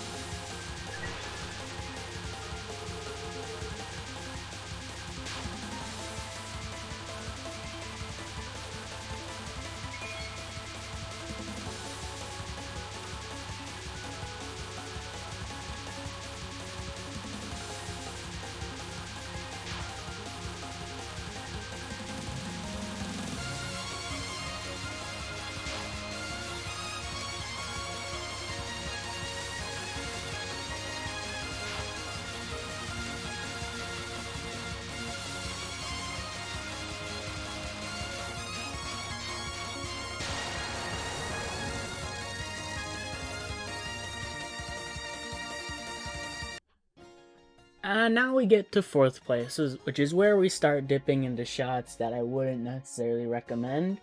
Starting with MarisaB. So MarisaB has high damage. It honestly rivals MarisaA. So what's the issue there? It's her range. So if you've seen MarisaA's shot type, you know that when you're focused, you have that one laser in the center. It has awful range. It only really hits if you're like directly under something or a bit to the side of it, depending on how big their hitbox is. And the issue with that is that's where all your damage is. That laser is your DPS. Those extra shots that come out mean next to nothing. They aren't strong at all. And so that terrible range actually hurts you, because for nons, for stuff like non 5, non 6, non 7, you don't want to move around a lot. You want to try to stay in the same place, which means the boss is constantly moving back and forth, back and forth. It also can really hurt during siege, because you hit her for less of the duration sometimes, depending on how she wants to move. It hurts on the final, because if you don't get a good safe spot, then it gets bad. She has the worst final out of everyone, and if you get unlucky, things get awful. That's why I hit Rage Phase. And unlike ReimuB, who can sort of make up for it because she has that unfocus range, MarisaB has a kind of similar focus range, arguably more because of how her actual shots spread out. But the issue is those shots are very weak. And even if you were to unfocus and sit there, if you can't hit them with the focus shot, that unfocus isn't really going to help at all. It does terrible damage. It's very useless. It's a very terrible unfocused shot. That's mainly why she's down here. It's just poor range in general. It's not really a damage thing. And so with that, let's head on to the run.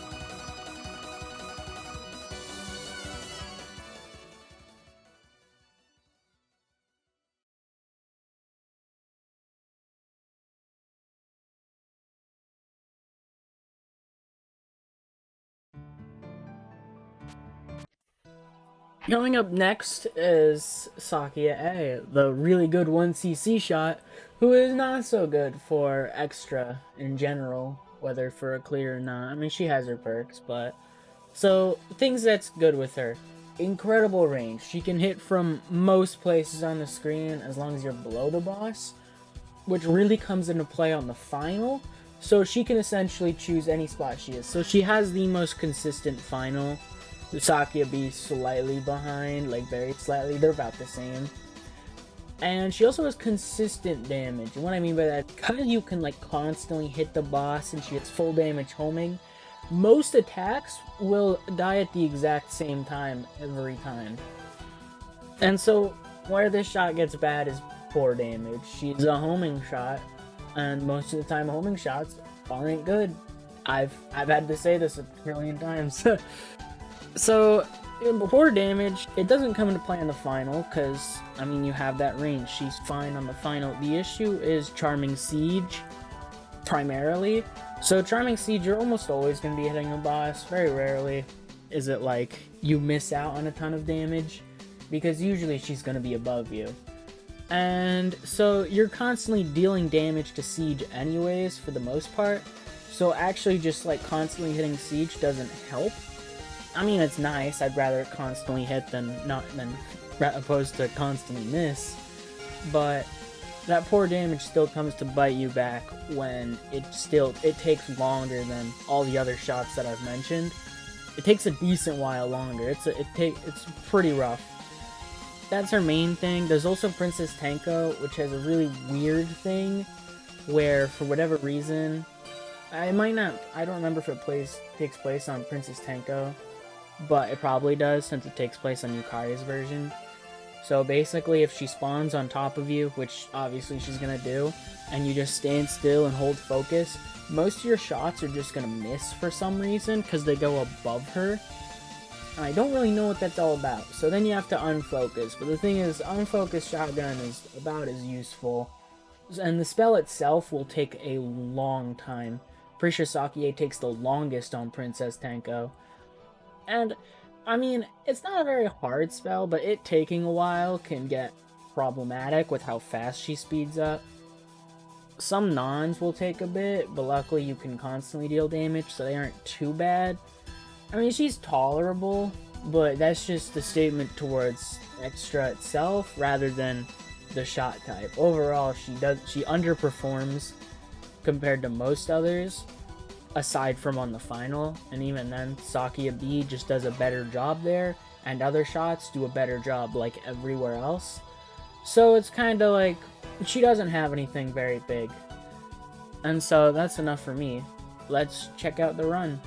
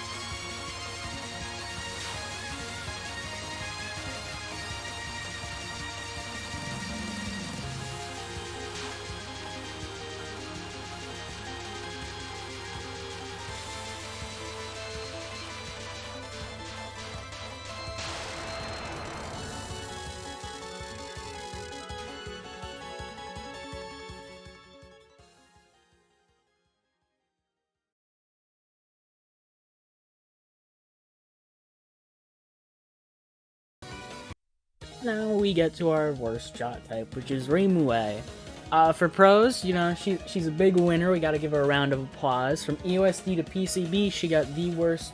She was the worst shot type 2 times in a row. I mean, that's quite a big goal. You know, quite an accomplishment to really achieve. In all seriousness, she has some pros, but it's more so in comparison. She does have the smaller hitbox that Reimu has, which isn't that important. As I mentioned, hitbox doesn't really come into play. I mean, unless you're doing really dumb stuff on like Siege or 5th Non or something, it shouldn't be an issue. It shouldn't really help too much. She kills Tenko faster than SakuyaA, which doesn't mean much, I'm gonna be honest.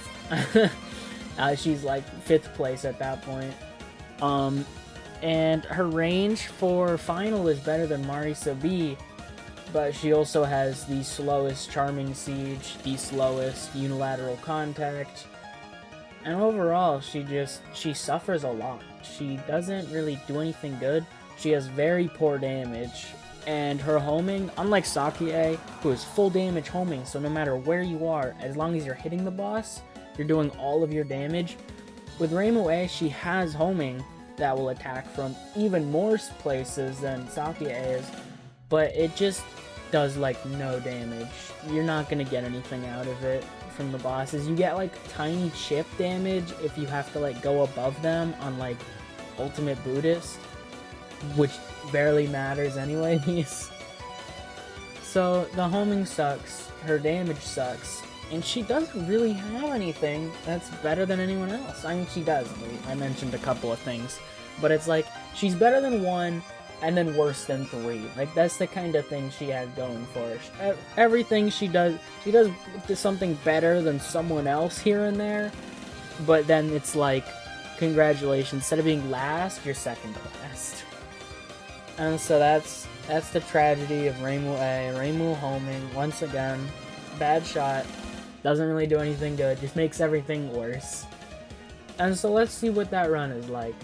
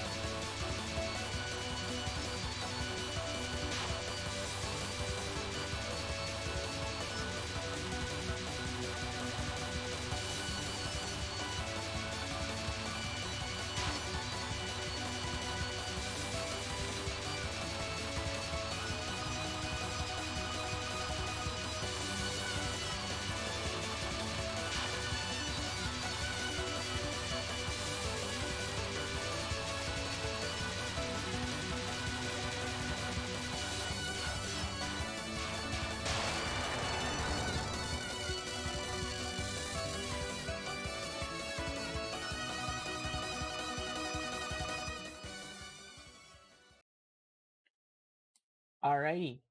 And now we make it to part 2, Phantasm. I'm going to generally go over everything like I did in Extra, but I'm not going to go as in depth for some stuff just because it's mostly the same for some parts. Some parts are very different. I'll explain those when I get there. And other parts are mostly the same. Some parts are basically identical. So let's just jump right into it.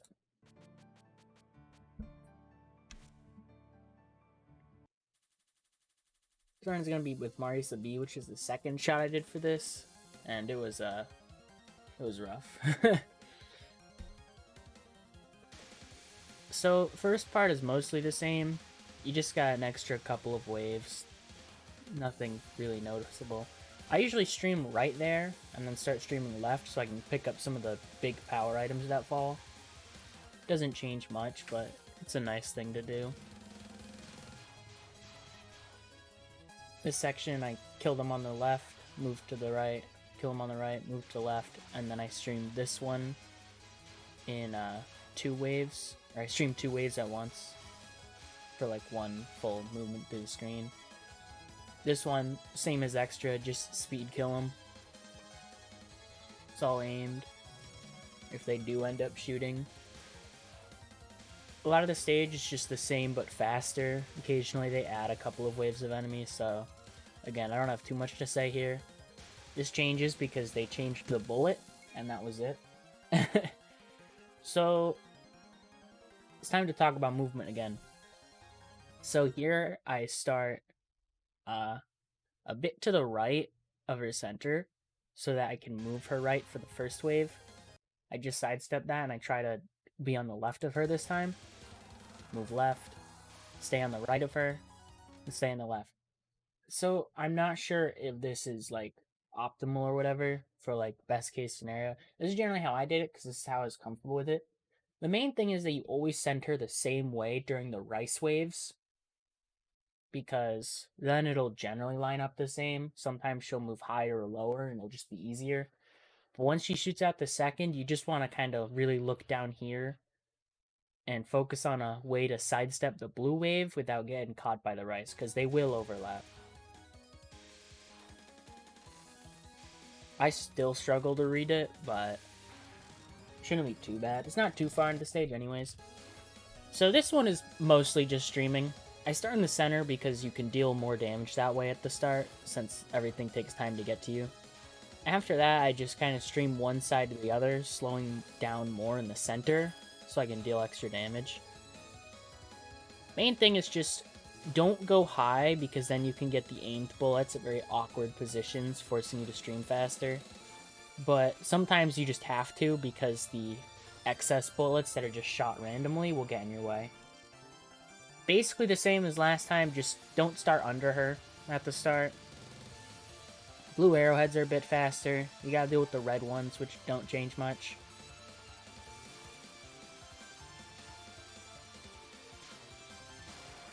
And that's it. This section, pretty sure it's the same, just faster. A lot of the parts of the stage are just faster, as I said.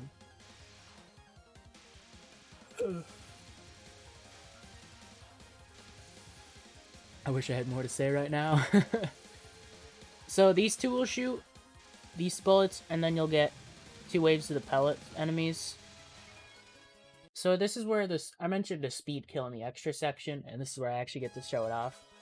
So first, immediately get ready to kill the left one. As soon as that one dies, you go to the one that spawns here and kill that. Then 2 are going to spawn here.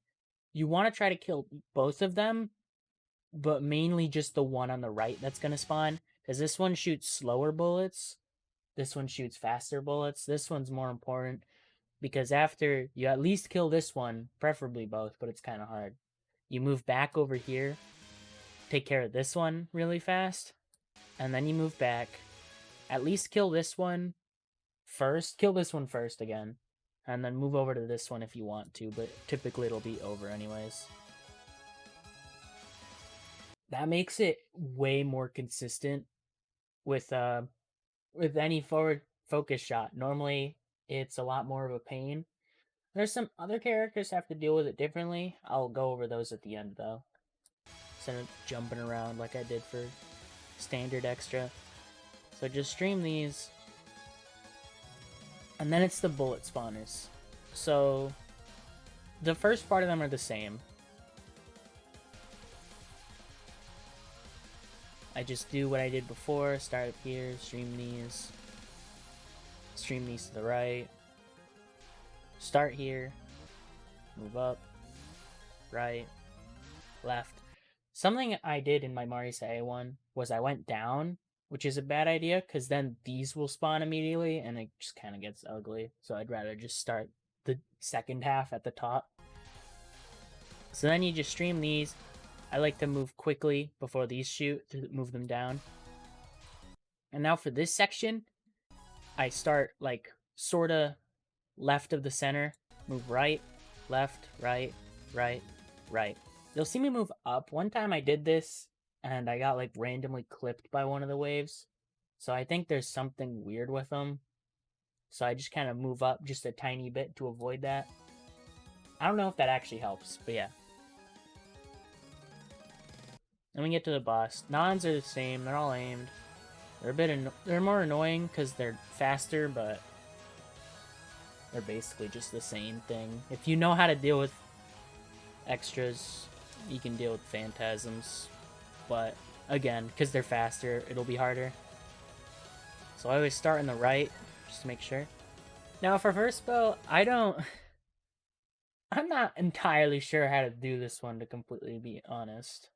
As from what I've been told from several people, you just stream it. You just tap stream it from one direction to another, and things go well. I have almost never gotten that to work for me, and I don't know why. So I have another method that looks a lot scarier than just pressing right a bunch of times. So I start here. I try to lead her right. I try to lead her right, so I'll start a bit to the right of the center, a bit to the right of her. And then I move over. And then I sort of stream it. I don't like tap stream it, but I'll always be wary of how to do it. So she'll shoot at two bubbles. One will be aimed arrowheads, very similar to what Ron's first spell was. And another one is this rice. And this rice is the worst part, because it basically just shoots them all out spastically. And then they all aim at you like individually instead of as a group. So if you're moving while they're like still shooting out or still aiming, then you'll get this like, you won't just get like a uniform like spot they all aim at like that. So she'll alternate the sides that she'll shoot it from. So if she shoots arrowheads with the right bubble one time, she'll do it with the left bubble the other time, and the rice also alternates. So I generally try to keep that in mind as I try to move across the screen back and forth. Sometimes I'll move up if I have to, because it's at a really sharp angle. And for me, it's just a lot of reading what to do as I do like these screen-wide motions across. If you manage to stream it, good on you. Just do that, because I can't do it.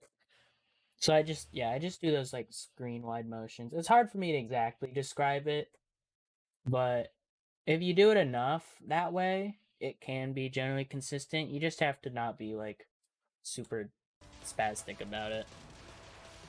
Second non, same as first non, which is the same as Ron's first non. It's just faster, just streaming, and paying attention to those stray kunai that come into the waves. This one is completely different from Ron's second spell. So I'll generally start at the bottom, aim the first one. So she'll shoot these like 3 bubbles out, and this one will aim at you, and these 2 spawn based on how this one is. She'll also shoot this circle at your position, which will spawn a bullet spawner. Or it is a bullet spawner. For the first wave she shoots 1, but for the others she shoots 2. And for every pair, one will spin like clockwise, the other counterclockwise. I don't really know which shoots which. Okay, so this one, first is counter, second is clockwise. I've never really known, to be honest. I don't really pay attention to it. So I'll generally try to like lead them to the sides. and then sort of try to stick around here for a bit. Sometimes I'll have them aim here. I don't have a definitive route for most characters. I do have one for SakuyaA, which I'll go over eventually. But this is mostly me just kind of like aiming them in one spot, going to the center, aiming them there, going to the wall, aiming them there, going high center, wall, low center. I do this sort of like circle as I dodge the bullets. I try to stay in the center as long as possible just to deal more damage.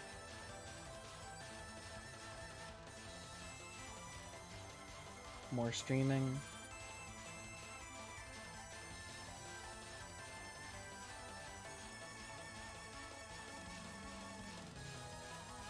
These nons take a while as MarisaB. I'll talk about how much I just love this shot so much eventually. Oh, don't you worry. So, Master of Light and Darkness, Moled. Some people don't struggle with this spell, and I wish I was one of those people, because I really struggled with this spell a lot. But now I have a strat. So, what you want to do is, right as it starts, line yourself up above this M, so that your hitbox is above this M. You'll hear her charging up, and then as soon as she, like, shoots the first wave, you want to move to the left, and then sort of, like, buffer your movement here, just sort of, like, wait for a bit before she shoots the second wave, and then you want to move underneath her. So, to show that in, like, full motion, so I line up with the M, move, buffer, move. What this does is it misdirects it. So Molad is aimed. She'll shoot a blue wave and then a red wave. And she'll alternate which one she shoots first, and they're aimed differently. So the blue one is aimed to the left of you. Yeah, to the left of you. While the red one is aimed to the right of you. And so you can take advantage of this to misdirect the first wave. I don't think you can constantly just misdirect them above her. And if you can, it's just super risky. So I misdirect the first wave. This means I can just constantly lay on the damage down here, because look at this. No bullets came near me. Free open space. And again, this is where movement is going to come into play. So I stay on the right of her for a bit. Never mind. Blue is right. Yeah, red. Maybe it's always just she shoots. Yeah, she always just shoots blue first. Never mind. She shoots blue first, and it'll alternate which side it aims from. First it'll be left, then it'll be right. So you want to start at the right here, so a bit to the right of her, so that she moves right. But until she shoots the red wave, you do not want to move, because these are individually aimed. And say you move early, say this one shoots and you start to move away.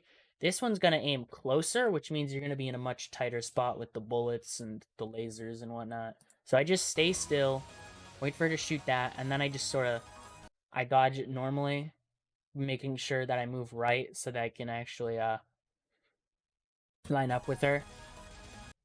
I do this, I try to lead her right again, but this time I don't wait for both shots to be done. I see the blue wave shot and then I move, because so the blue wave one is based on this position here, so it's going to shoot here. But since I move before the red one shoots, it's going to be aimed farther away because it's aimed to the right of me, which will, the bullets will be less dense, the lasers will generally be nicer. And with high power shots, that's the end. After that, you might have to dodge a few more waves with lower power shots.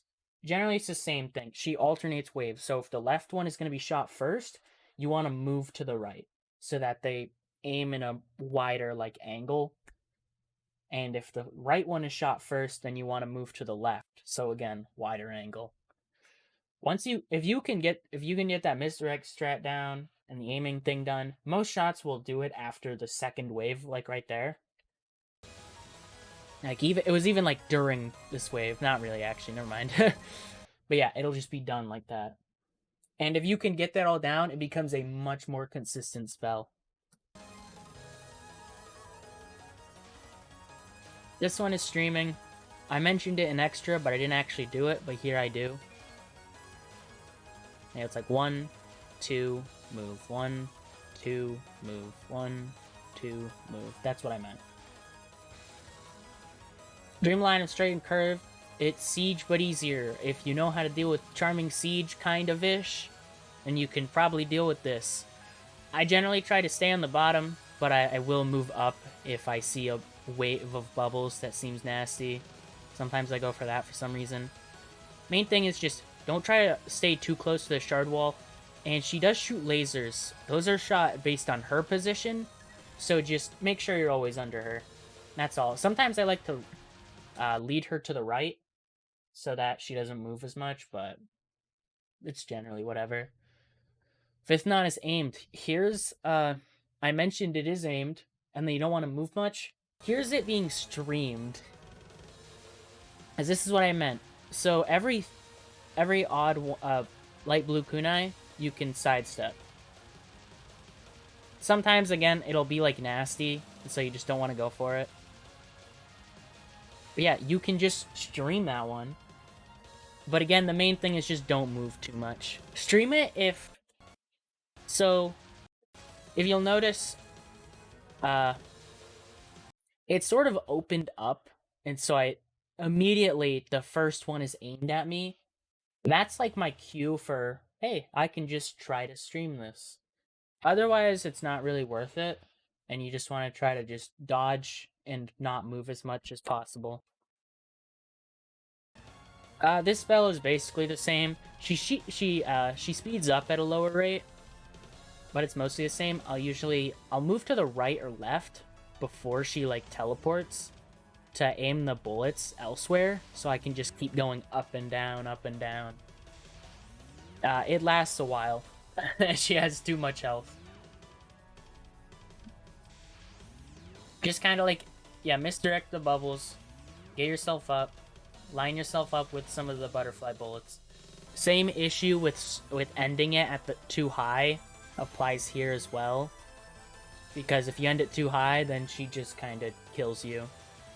Well, not really if you end it too high, just if you're on top of her when you end it. Because she won't just teleport up, she'll just get her hitbox back and she'll kill you. This is same as before. Try not to do what I just did right there. Where I saw this wave, and I was scared of it for some reason, so I try to go around it. Which means you can actually notice how it like very awkwardly shifts right there. And that's because it's aimed. Generally, you don't want to do that because that will also cause you to just get nasty waves. Just be patient with it and be brave. And it's mostly the same rule as extra. Just the gaps line up for every 3 waves. And if you don't move much, then it's fine. This spell is basically the same thing. It's like... I don't really know of any major difference. You do what you did on extra, and it works. Maybe the lasers are longer or something. When I was playing Reimu once, and I went in to go for the spin early, that's one thing. Your timing window, I believe, for moving in to like this area when the red wave starts instead of this area, is tighter, I think.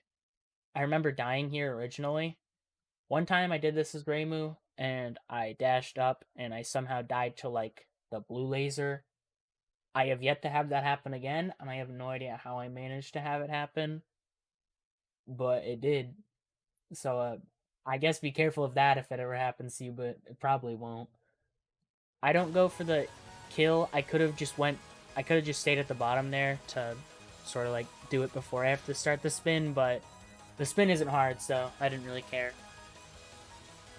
Just pay attention, mainly pay attention to the faster kunai, and don't move much. As usual. I'm gonna end up repeating myself a lot from what I said in extra.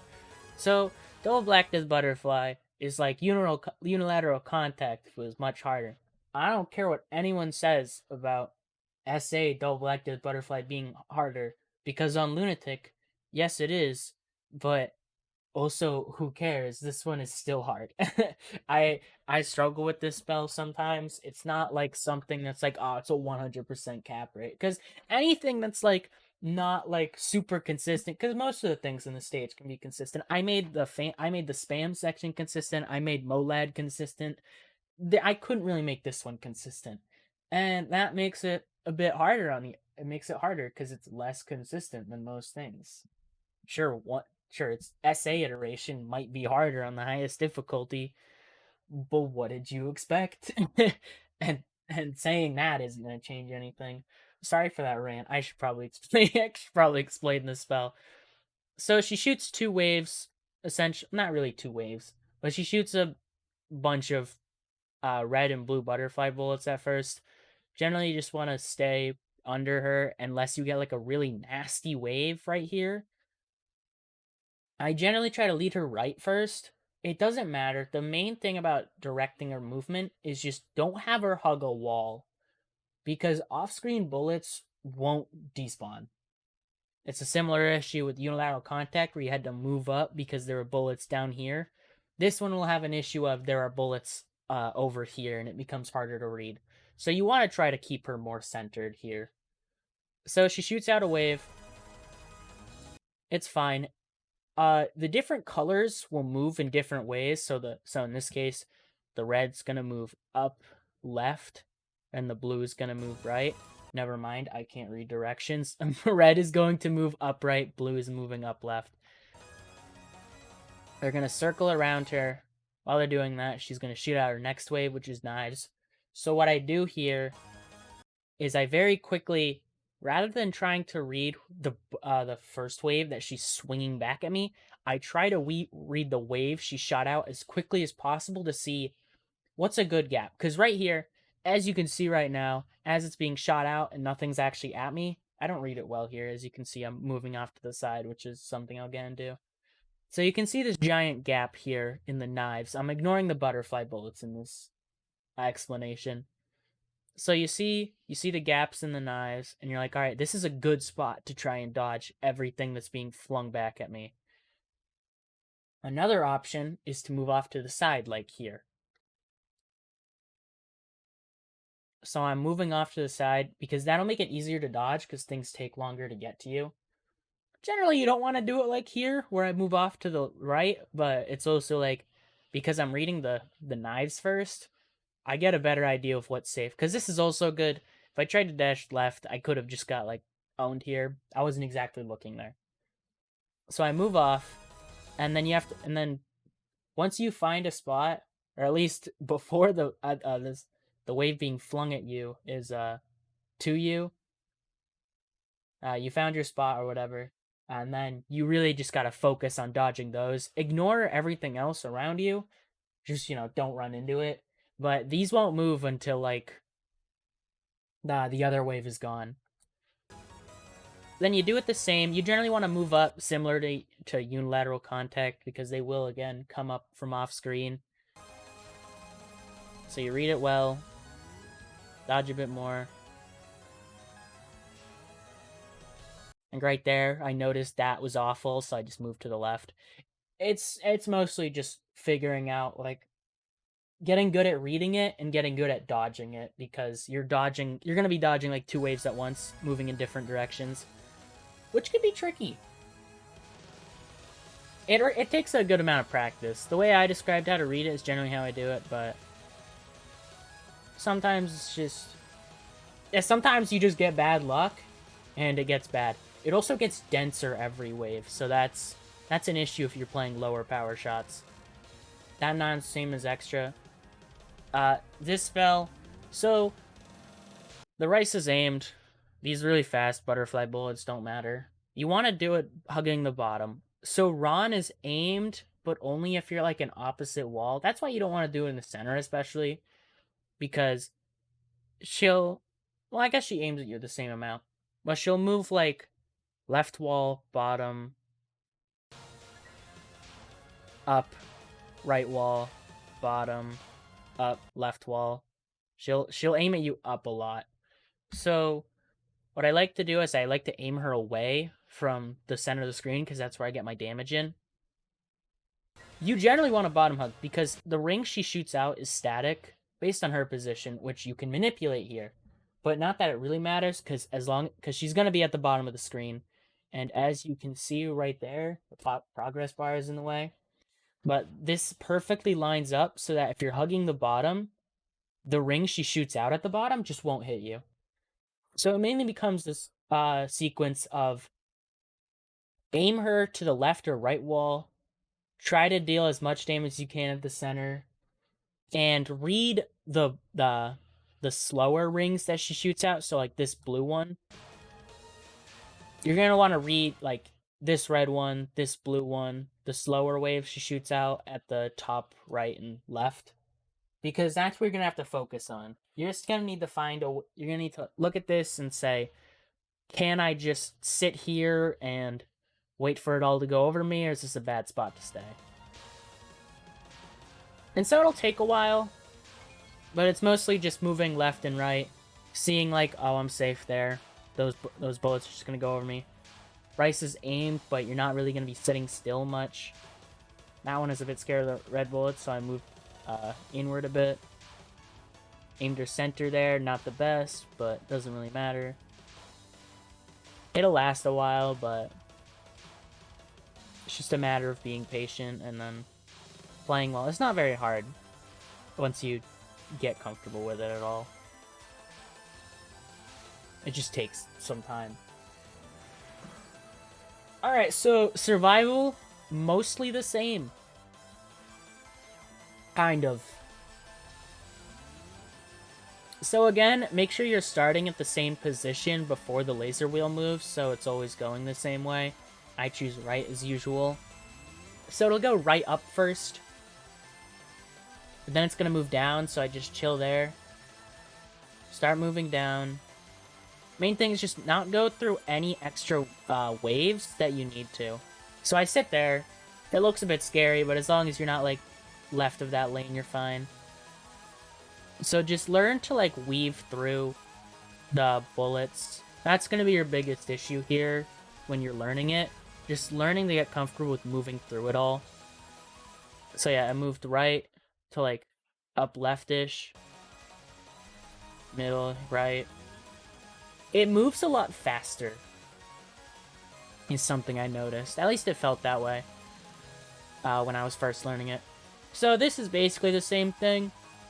It should be harder, but for some reason I found that the bullets are a lot nicer on this one.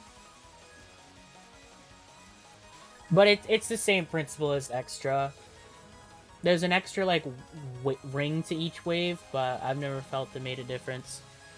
So I said enough about this spell when I was talking about extra. If you want to hear me talk about that for half an hour, just go there. Basic thing is, every wave is randomly rotated. She has an extra one at the end of Bolad, and all of these have less health to accommodate for that, because the spell itself will have the same amount of health. That 2 out of 3, that is not my actual cap rate, I gotta say. BCB cap rate lies. Because you gotta actually finish the stage. Yeah, every phase is randomly rotated. Move her to one side to see if it's safe. Those bubbles could not be worse on the left, so I move her right. Because right's just gonna be better. Like, it could not be worse. So I move her all the way left. I take a look. Bubbles aren't good. They're still bad, but they're better. So I choose this lane because that actually gets me to damage her, because MarisaB's range is god-awful. So I kind of dodge here. Yellow orbs, not great, but they don't matter for now. Like I have a spot here. Issue is I'm not really damaging her, which I notice. I go unfocused, but MarisaB's unfocused kind of sucks. So timer's ticking down, and that is bad. That is really bad. So I start moving in because I realize that this is taking too long, which makes it scary. Luckily, I got good luck on the blue orbs here. Look how like perfectly lined up they are with the yellows.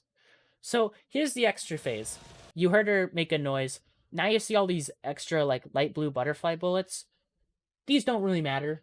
I'm gonna be honest. They mean nothing because they're aimed away from you, and because you're already stuck into like the blue arrowhead lane, unless you're going crazy for some reason, moving all over the place, you're gonna be fine. Like, they aren't gonna touch you. Essentially it's a sign that you're almost done.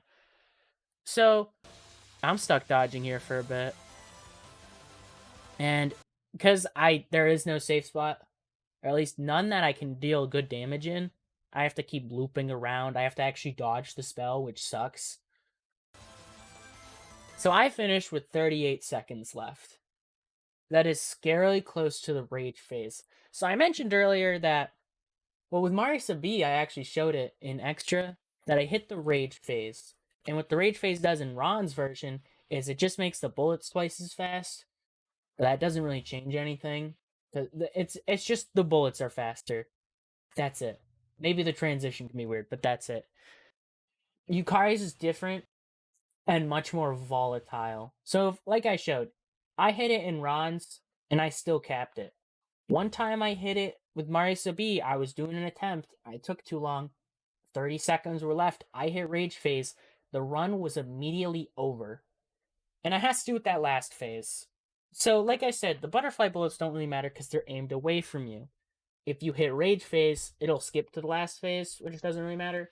But instead of being aimed away from you, those butterfly bullets are aimed at you. And Bolad rage phase is one of the hardest rage phases in the series. It's like it's above most extra stage ones. It's close to like on par with something like QED rage, Grudgemo rage. Like it is a monstrous spell on that rage phase. And if you hit it, unless she has literally no health and you kill it before like the bullets reach you, then your run's basically over because it's just that difficult if you accidentally reach it. And as I just mentioned, I once hit it on a run because poor range really hurts you there. Because if you just have poor range and it's a very scary spell to move around in, when you reach that, you end up dealing less damage, which means you reach the rage phase, which means your run is dead. And that's the main thing with that phase. So just try not to time it out. If you're using like Marisa, that's easier said than done. If you're using SakuyaA, what the hell are you doing? If you reach rage phase with that shot, that's on you. You're just not shooting. So yeah, that's all I have to say about that spell right now. It sucks. I don't like that spell one bit, but I said enough about it in Ron's version. Aside from health values changing and all that stuff about rage phase and whatnot, it's basically the same spell. And everything else, the general core concept is the same. You're just not allowed to hit rage phase at all. So then we get to the actual final, which is I just call it Arcanum, but it's technically called Danmaku Barrier. Don't lose our run to this. Don't be me. Don't be me and die due to nerves and then spend another 7 hours trying to get the run. So this spell is 100% static. There is no RNG to it. It is not aimed. It is always the exact same. So let me go through how I do it, because I find the way I do it much nicer than what some other people do it. So I wait until, so these are spinning, and then these blue airheads will show up. So I'll move out to this sort of ring, and then I move to the left to dodge that one, and then once I dodge the second one, I move out of everything because they're going to despawn, and then they're going to move in and be flung at you. That's the main issue. So I like to do this on the left wall. I go to the left wall, and I just move out. It's not much movement, it's just moving up. This wave has much longer stretches. I wait for this purple set, and I move out to this area, and then it'll be mostly done. I don't know what this arrowhead is doing, but so that'll all be done, and then I'll chill out like, I don't know, this area, essentially. It'll all be flung at you, and then look at that. Look at how clean this area is. So I just move right in. This is where things get bad. So this is where it gets a bit more tricky. So I like to call this door open, door close phase. So essentially I wait for a path to open. It's this one. These two will spawn here, and then 2 more will show up. This is like the door. I say door open, but let's say you're like, alright, I'm gonna move out. Things will surely be safe then.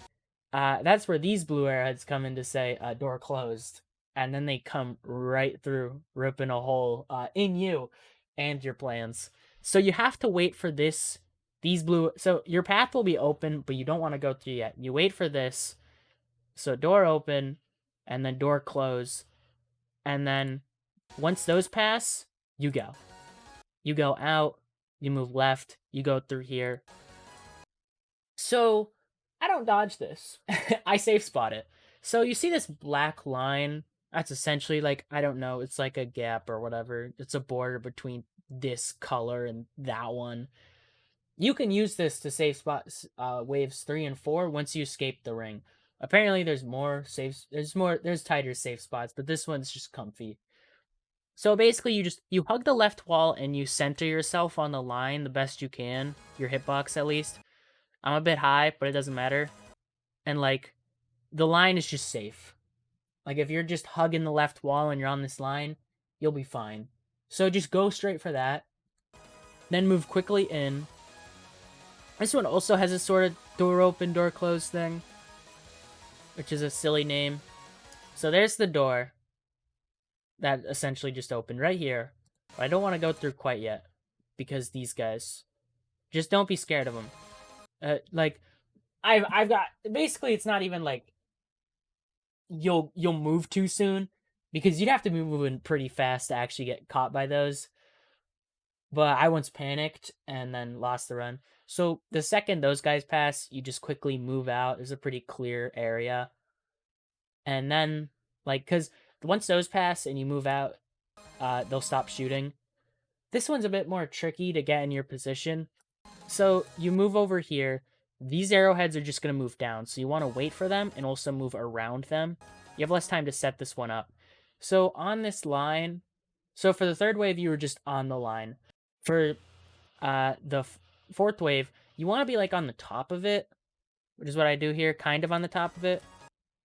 And then it's a lot tighter than the other one. You want to be higher, otherwise you might get clipped by this one.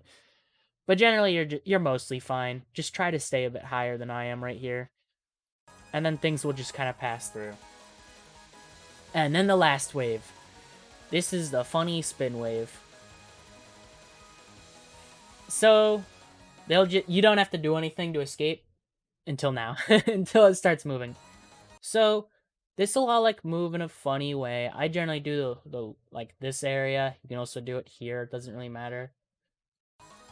So you gotta like sort of, when this starts moving out, you want to quickly move with it because then these are starting to shoot. And you just want to keep moving out with it.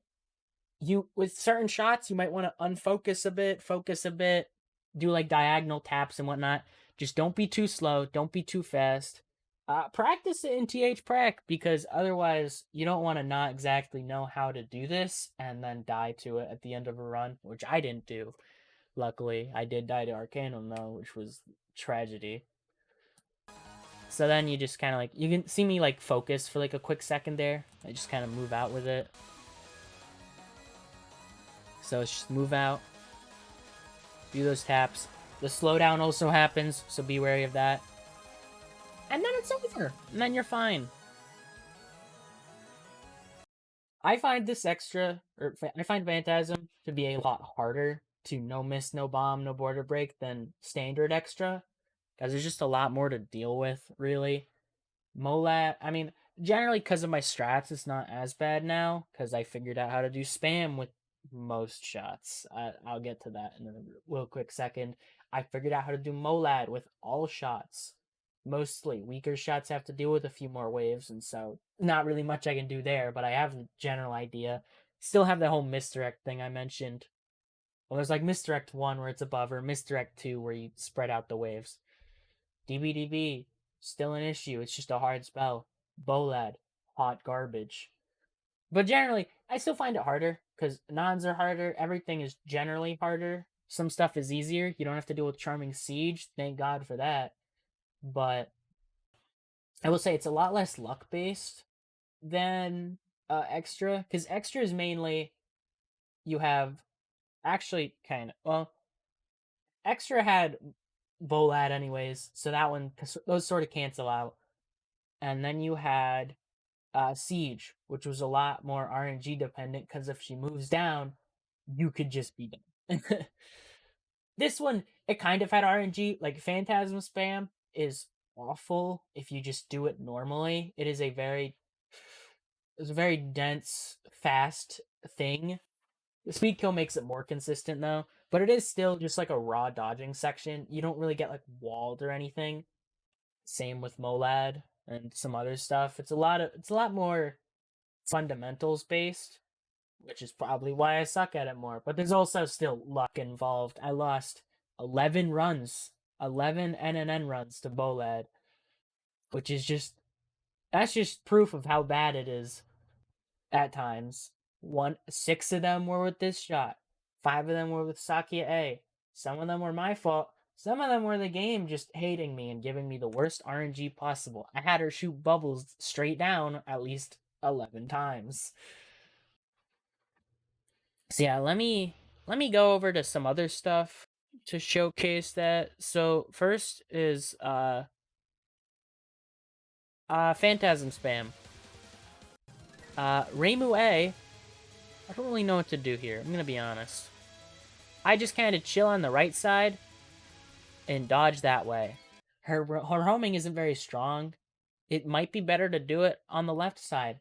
I'm gonna be honest. I'm not sure. I tested it with her. You can't do the speed kill strat. And her homing isn't strong enough to really do anything. And so it sucks. MarisaA and ReimuB also do the speed kill strat. SakuyaA has it a bit differently. And I have like a specific sort of setup for it. So you're doing it or whatever. Yada yada yada. You get here. So I'll line myself up with like the third digit of like the cherry number after the slash. Somewhere like just here. I'll line myself up here. Because it'll kill this one. It'll kill this one. Sometimes it'll kill that one. Sometimes it won't though. And if you're too far to the left, too far to the right, then instead of focusing on these guys, this one will like spawn back in. And it'll try to kill this one mainly. Which means you're taking out the least problematic part of it. This guy's bullets are aimed, which has killed me for some reason. It's not really that bad. So you generally just chill out bottom left for this one. And make sure your shots are actually hitting what you want them to hit. And then SakuyaB. Sorry about that. Anyways, SakuyaB has it differently. That is after the section. Whoops. Wait, this is SakuyaA. God damn it. I don't know where I'm going.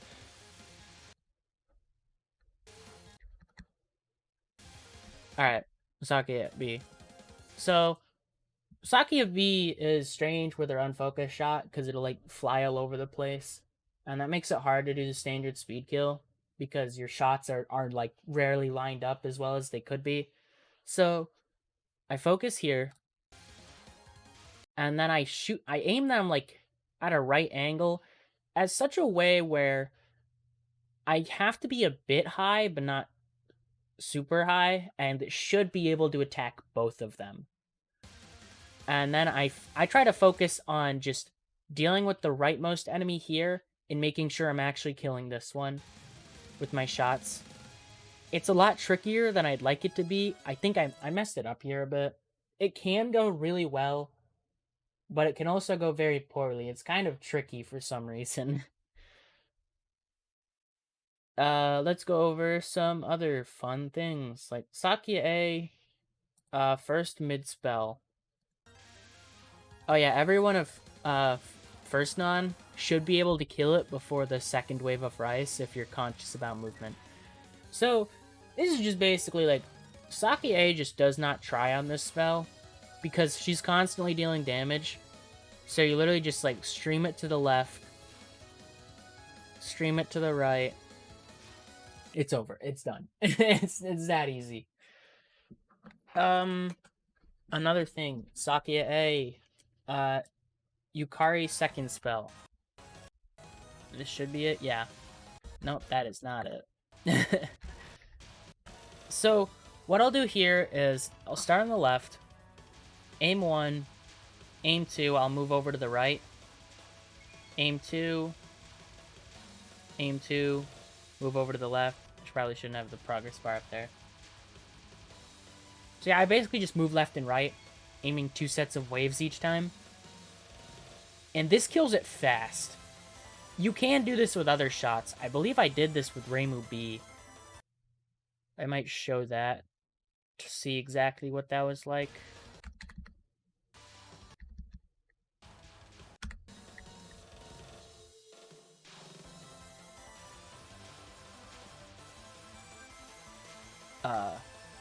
Nope, never mind. It was not. Let me try to think. I'll just show off like ReimuA, like Molad and stuff, because of how much longer it can last. So still do the misdirect, always do the misdirect. It's never not worth it. Sometimes you want to start up high because you can like shotgun better with a shot. I do misdirect that one because I feel like it. So generally you want to stay up high, but sometimes I just find it better to stay low because of the lasers. So you gotta dodge a few more waves. It's not really that bad. I probably should have thought through what to show off exactly. So like, yeah, third spell's whatever. No, that's fourth spell. I'm dumb. Oh yeah, might as well just show off like fifth non. Like this is me not streaming it. I just I don't move much. Sometimes I move a bit more like the left or the right, but I don't do like any sudden movements. It's a lot of like taps, just to be safe. This spell lasts 800 years. Oh yeah, one thing with SakuyaA on this spell, when she spawns on top of you and you're focused, most of your shots just, for whatever reason, will just go above. It'll just not hit her. And so you want to be unfocused when that happens, I think. That's what I did, and it still takes like 8 years, but it's something. Oh yeah, here's me not, like, misdirecting it wildly. So just be confident with it. Don't be scared. And the gaps should be fine. Don't make sudden movements, and everything's okay. This is just... I might show a lot of my double-acted butterflies to show off like what I mean by a lot of like dashing, moving off to the side. Why you should never lead her all the way over here, but sometimes that's just how it is.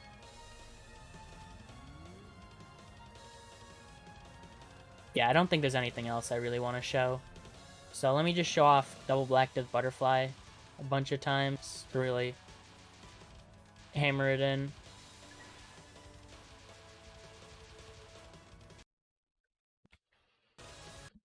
To really show like how I dodge it sometimes, deal with different RNG. Because this is what I did with Ron's final before, so might as well do it here.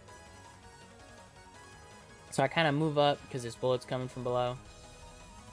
I read safe gaps, but then quickly move to just looking for what's being flung at me.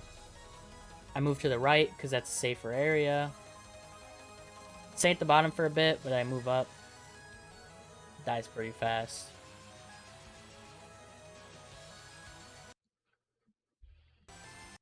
I don't know how bad my double-acted butterfly RNG was in a lot of these runs.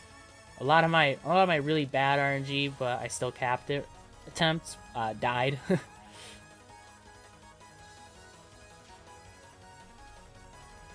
This one a bit too close to the wall. I did this run way before all the others, so didn't know much about movement then. MarisaB.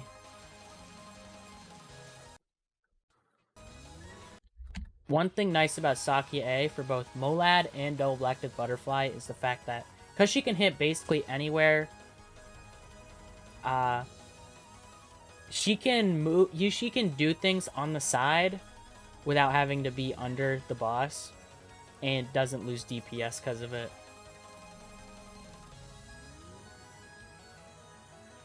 Only issue is she's weak, so it can lose her DPS since I know how to direct the bosses and whatnot. Not too interesting how these are going. Nothing crazy really happened, I don't think. A lot of just trying to get... Oh, that was a bit tight. Again, it's just like, it's something you just gotta practice a while. Here's going off to the side. I lost DPS, but it was much safer on the side. I couldn't read well about what was happening on the right side, so I fled to the left to dodge the wave, and then did it, whatever. I won't show off all the bolads. That took me 40 minutes last time. So I think instead of taking up another 40 minutes like I did for extra, I'll just leave it here. I believe. Yeah, there isn't really anything I can think of that I want to show. So yeah, so that is what I have to say about Phantasm. Let's get into the shot rankings. They're mostly going to be the same, but you will notice at least one difference. So I will see you there. And now that we're at the Phantasm section, a lot of this is just going to look similar. I'm not going to lie, I copy and pasted some stuff. So this is SakuyaB, again, the best shot. A lot of the, most of the placements are going to be the same. Two are going to be swapped, but right now we just have SakuyaB. It's the same thing, high damage, good range, shot. She does well. She can do good damage. When you have to move around on certain attacks, like double black butterfly or fifth non or whatever, you still get the damage to the boss. But I don't really have much else to add here. I'm gonna try to be a bit brief for most of these because there's not much else to add. I already mentioned why I think they're good in their placements. So yeah, it's SakuyaB. Let's see that run.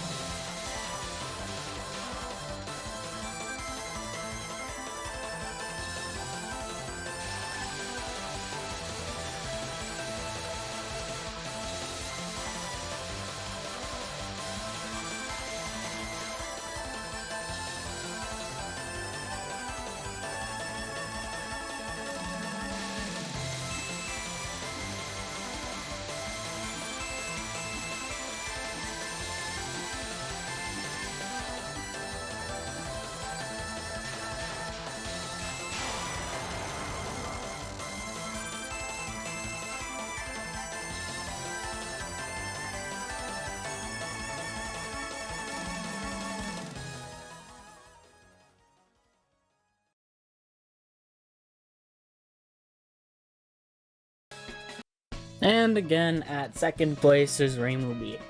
Everything really applies here. Good damage, great unfocused shotgun, the small hitbox, which can help on, this time it's the penult. She still has that poor focus range, which it only really hurts on the penult, which is just raw and final, but somehow more annoying. And yeah, that's about it. It's still ReimuB. She's still good. I still suggest her if you don't want to use SakuyaB for whatever reason. And so yeah, let's just check it out.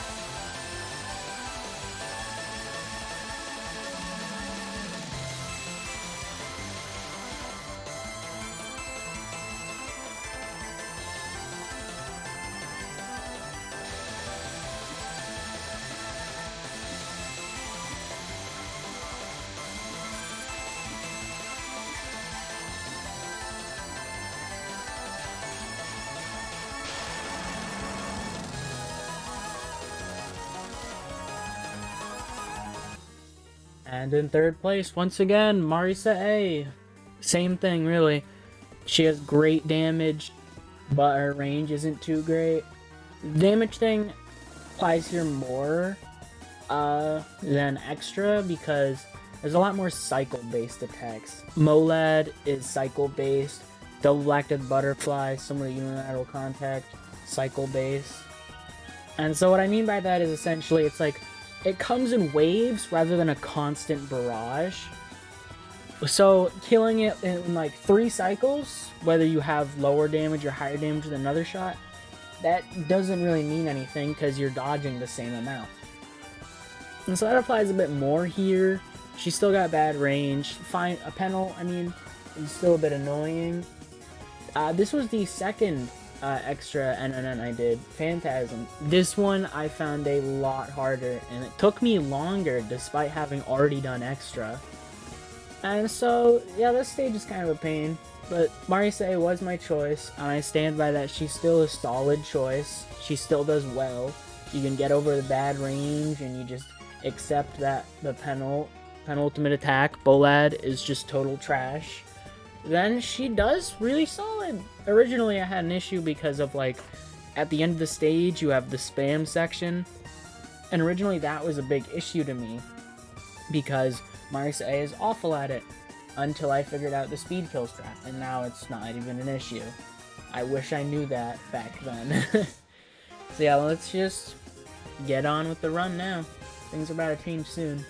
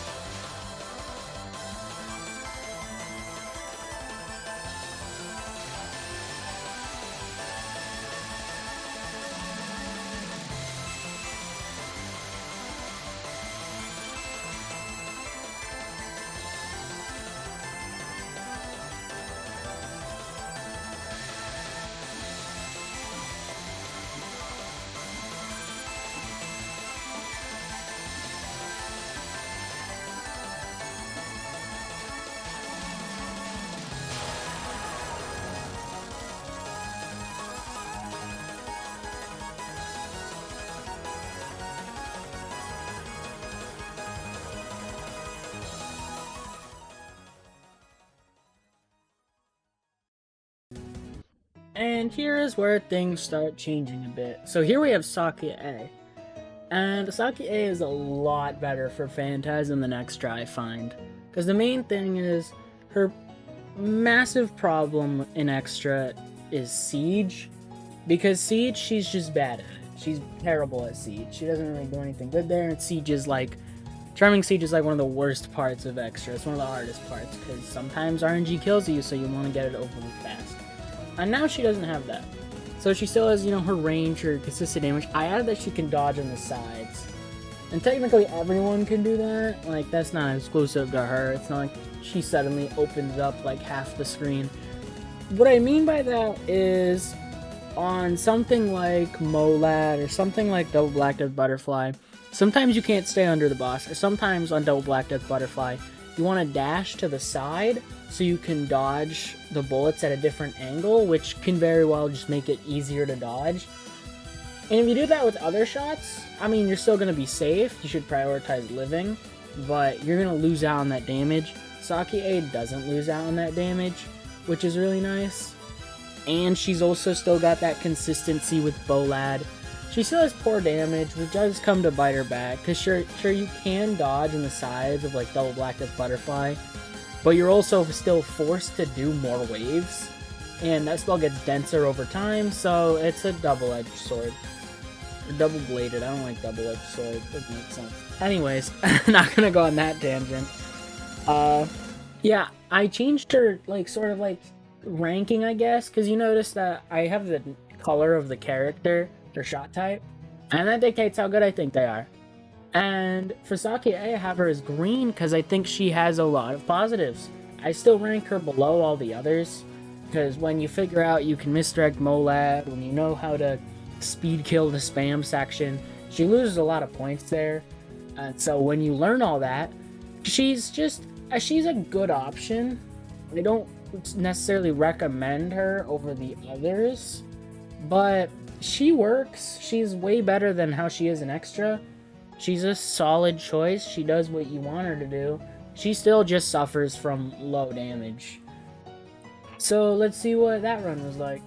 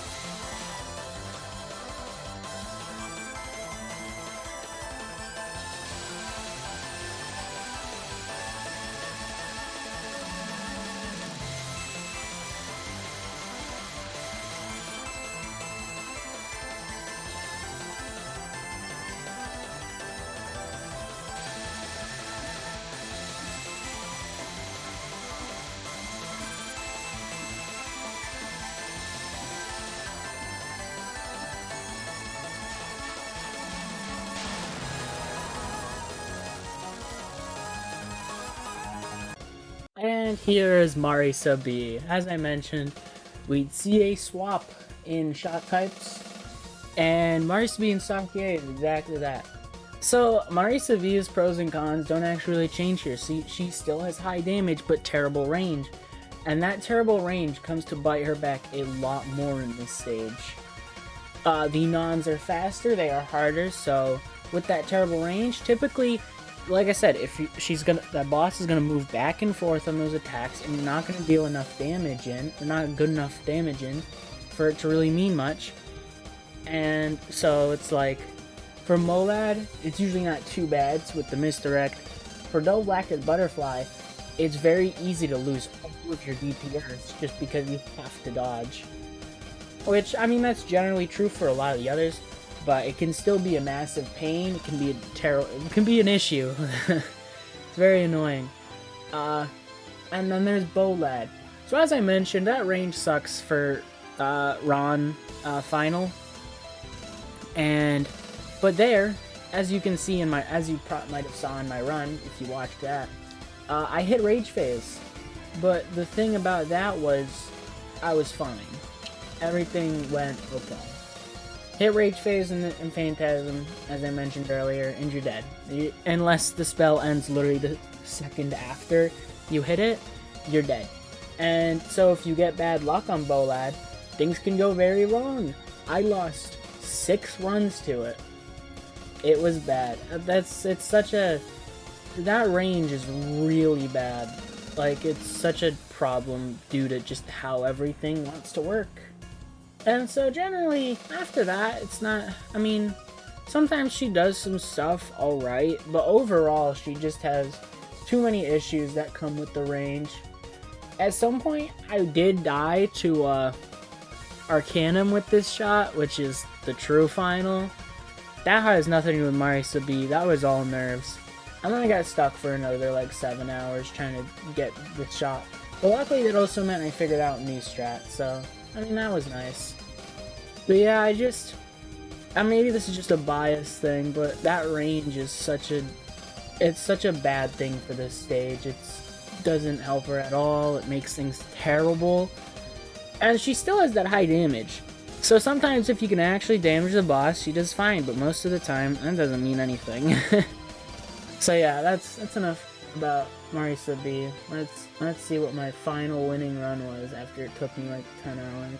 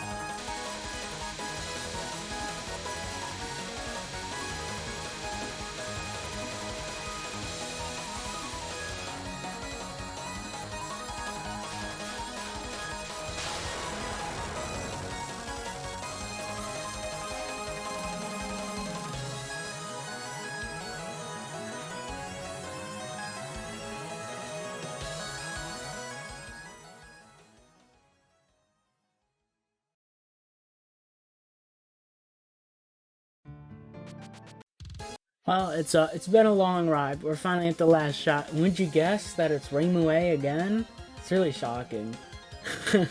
Been a long video, but we're finally closing up. So yeah, ReimuA, to no one's surprise, is also the worst shot for Phantasm, for the exact same reasons. Pros, she's now the 3-time winner. Really gotta give her a round of applause for that one. Cons, same thing. She has poor damage, she has weak homing. She doesn't really do anything better than others that's worthwhile. Like, yeah, again, she has a better Bolad than MarisaB, but then she also has a way worse double black-dead butterfly. She has a better, like, what is it, Yukari Yakumo's Spiriting Away. She has that better than SakuyaA, and then everyone else has that better than her. She's like 5th place in most things, but the issue is all the other characters are like 1st and 2nd in other things, and ReimuA is just down here. It's sad and not worth using. So I don't really have much else to add. She's not a good shot. She's your average bad homing shot. So let's see the run, the last one.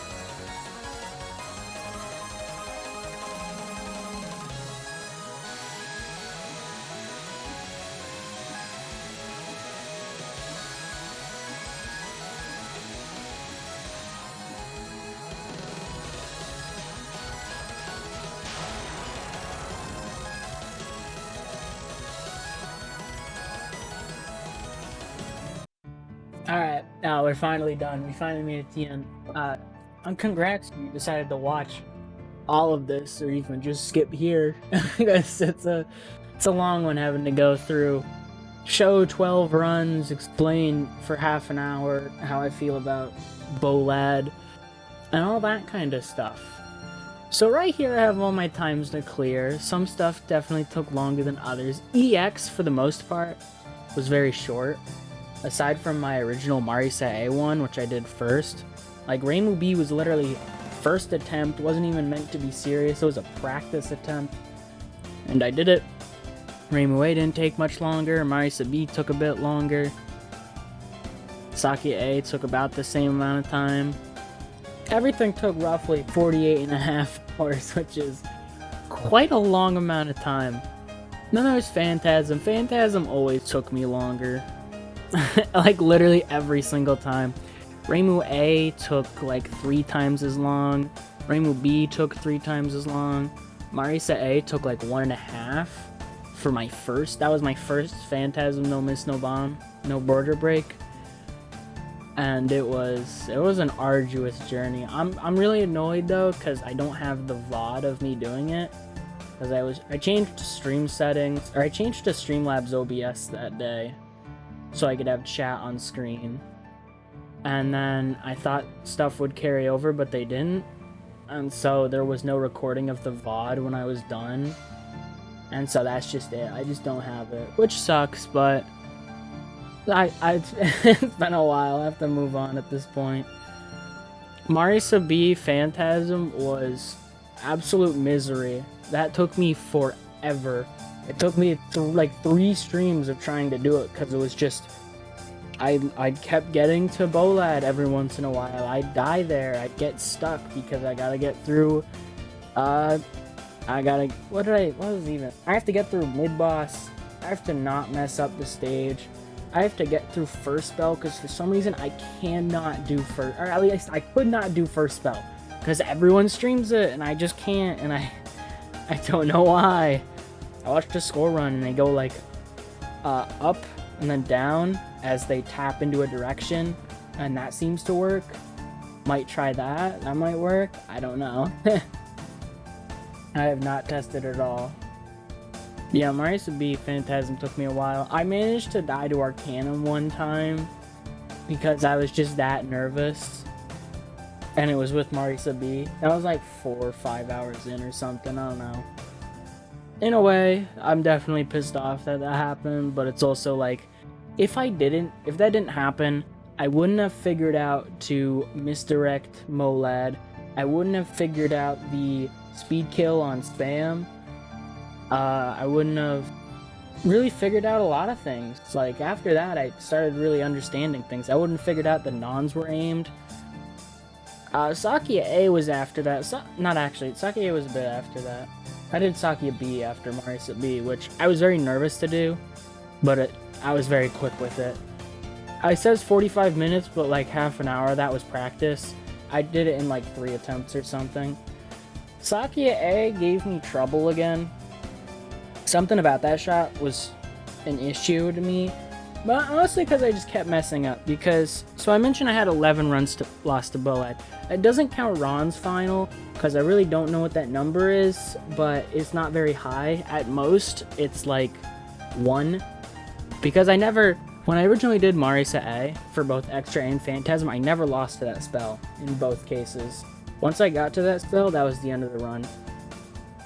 And so, if I did lose 1 to Ron's final, it was like 1. I lost 6 runs with MarisaB there, and I lost 5 with SakuyaA. So despite me calling SakuyaA consistent at it, spell still sucks. I do not find that spell fun at all. It's a very aggravating spell for consistency with how just pure random it is.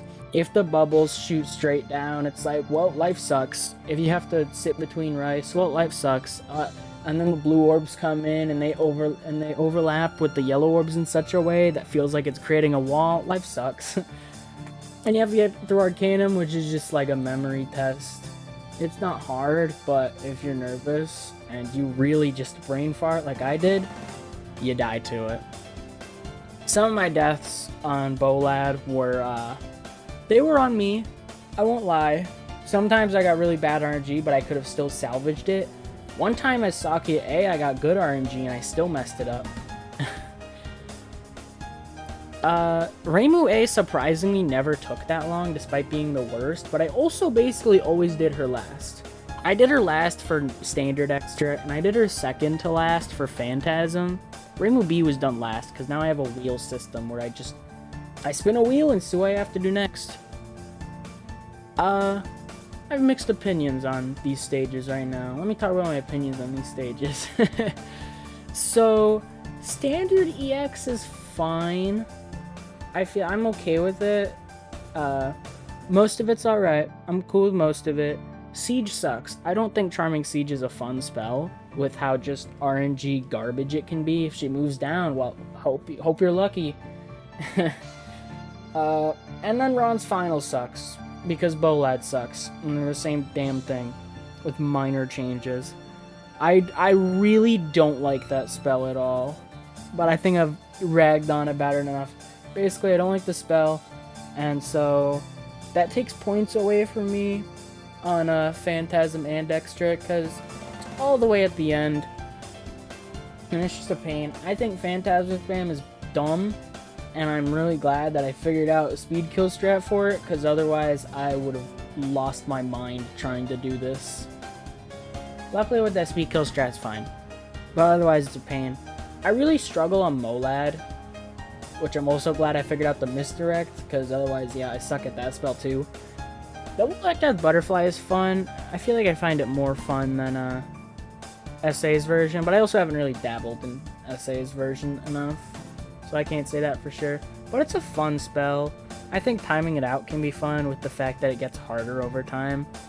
Only thing is, it's not fun when you're like 10 minutes into a run and then you have to go up against it. And that spell can give awful RNG. I never really showed that because it didn't really happen to me. But Double Black Death Butterfly can give some absolute trash RNG that really just... It gets bad. Arcanum is boring. It's neat the first time. It's neat when you learn it. And then you get good at it. And it's like... Oh, you shouldn't die to it. You shouldn't be me who dies to it once. Like, for the most part, it's fine. I originally had a counter for spam, for Phantasm spam. Then I figured out speed kill strat, and I'm like, it doesn't even matter anymore. It's, like, barely gonna go up at this point. Aside from that, I like the stages. I don't know, it's a lot of, like, I enjoy stuff in isolation. Like, actually, Standard EX I enjoy as a whole. Phantasm I enjoy more so in isolation. Doing full runs of Phantasm annoy me because of how long it is, and it can be really nerve-wracking. I mean, the stage is faster, but I don't think it's more interesting. It's just, there's a couple extra sections. It's a bit longer. That's it. Spam is dumb. Although, never mind. Nons are just the same, but faster. Like, I don't know. I think Extra is more fun, but it is definitely easier. Unilateral Contact is fun. I like Unilateral Contact, but I also really like Double Black Butterfly. Those are probably my favorite spells in both fights, which they're also tied to each other. What else? The music. I don't really have strong opinions on the music. I like their themes.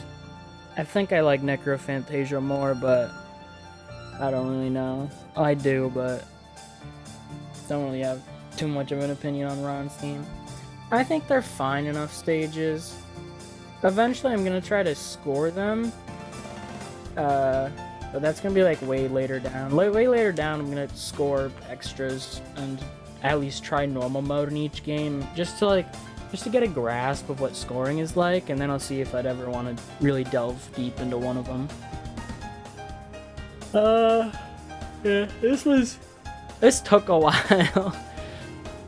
This video doesn't technically take a while, but I'm very, like, procrastinating on it, because I'm like, oh, I gotta record my voice. Oh, I mean, the voice recording part isn't bad. Like, this is whatever.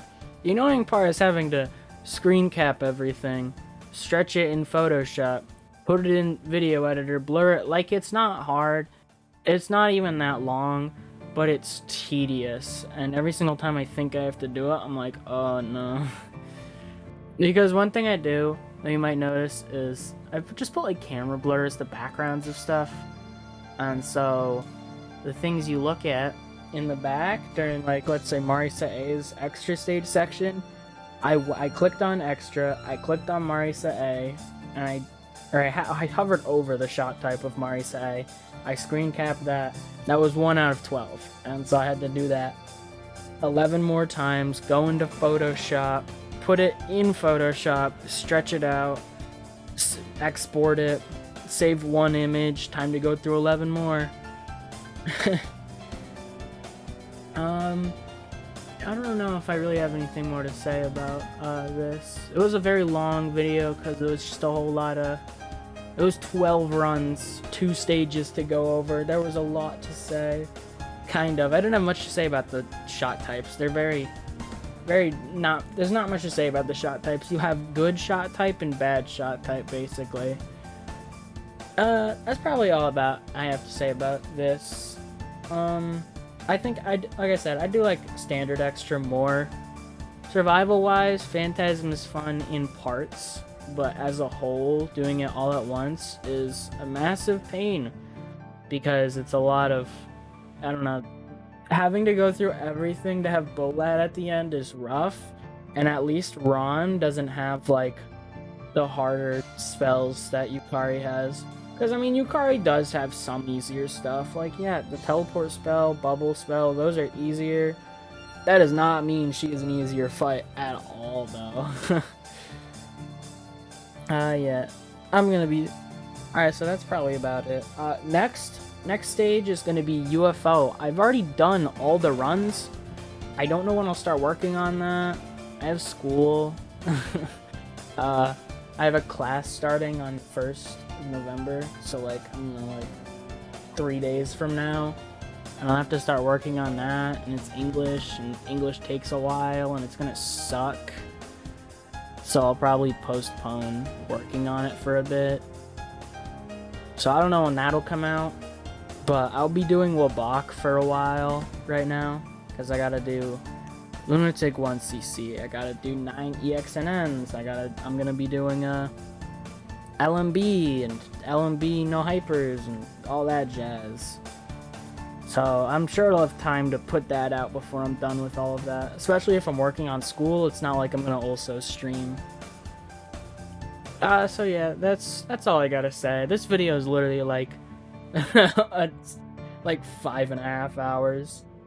Granted, most of it's just, well, more like half of it's runs. Half of it's runs, the other half is me talking. So yeah, this ending section is always just me just saying whatever. So yeah, that's probably all I have to say. Thank you for watching. I hope this helped in some way, and if there's anything vague or there's something I missed or something, then just like ask a question down below in the comments and I'll try to respond as soon as I can. I don't really have anything better to do. So yeah, that'll be all from me. Have a good one.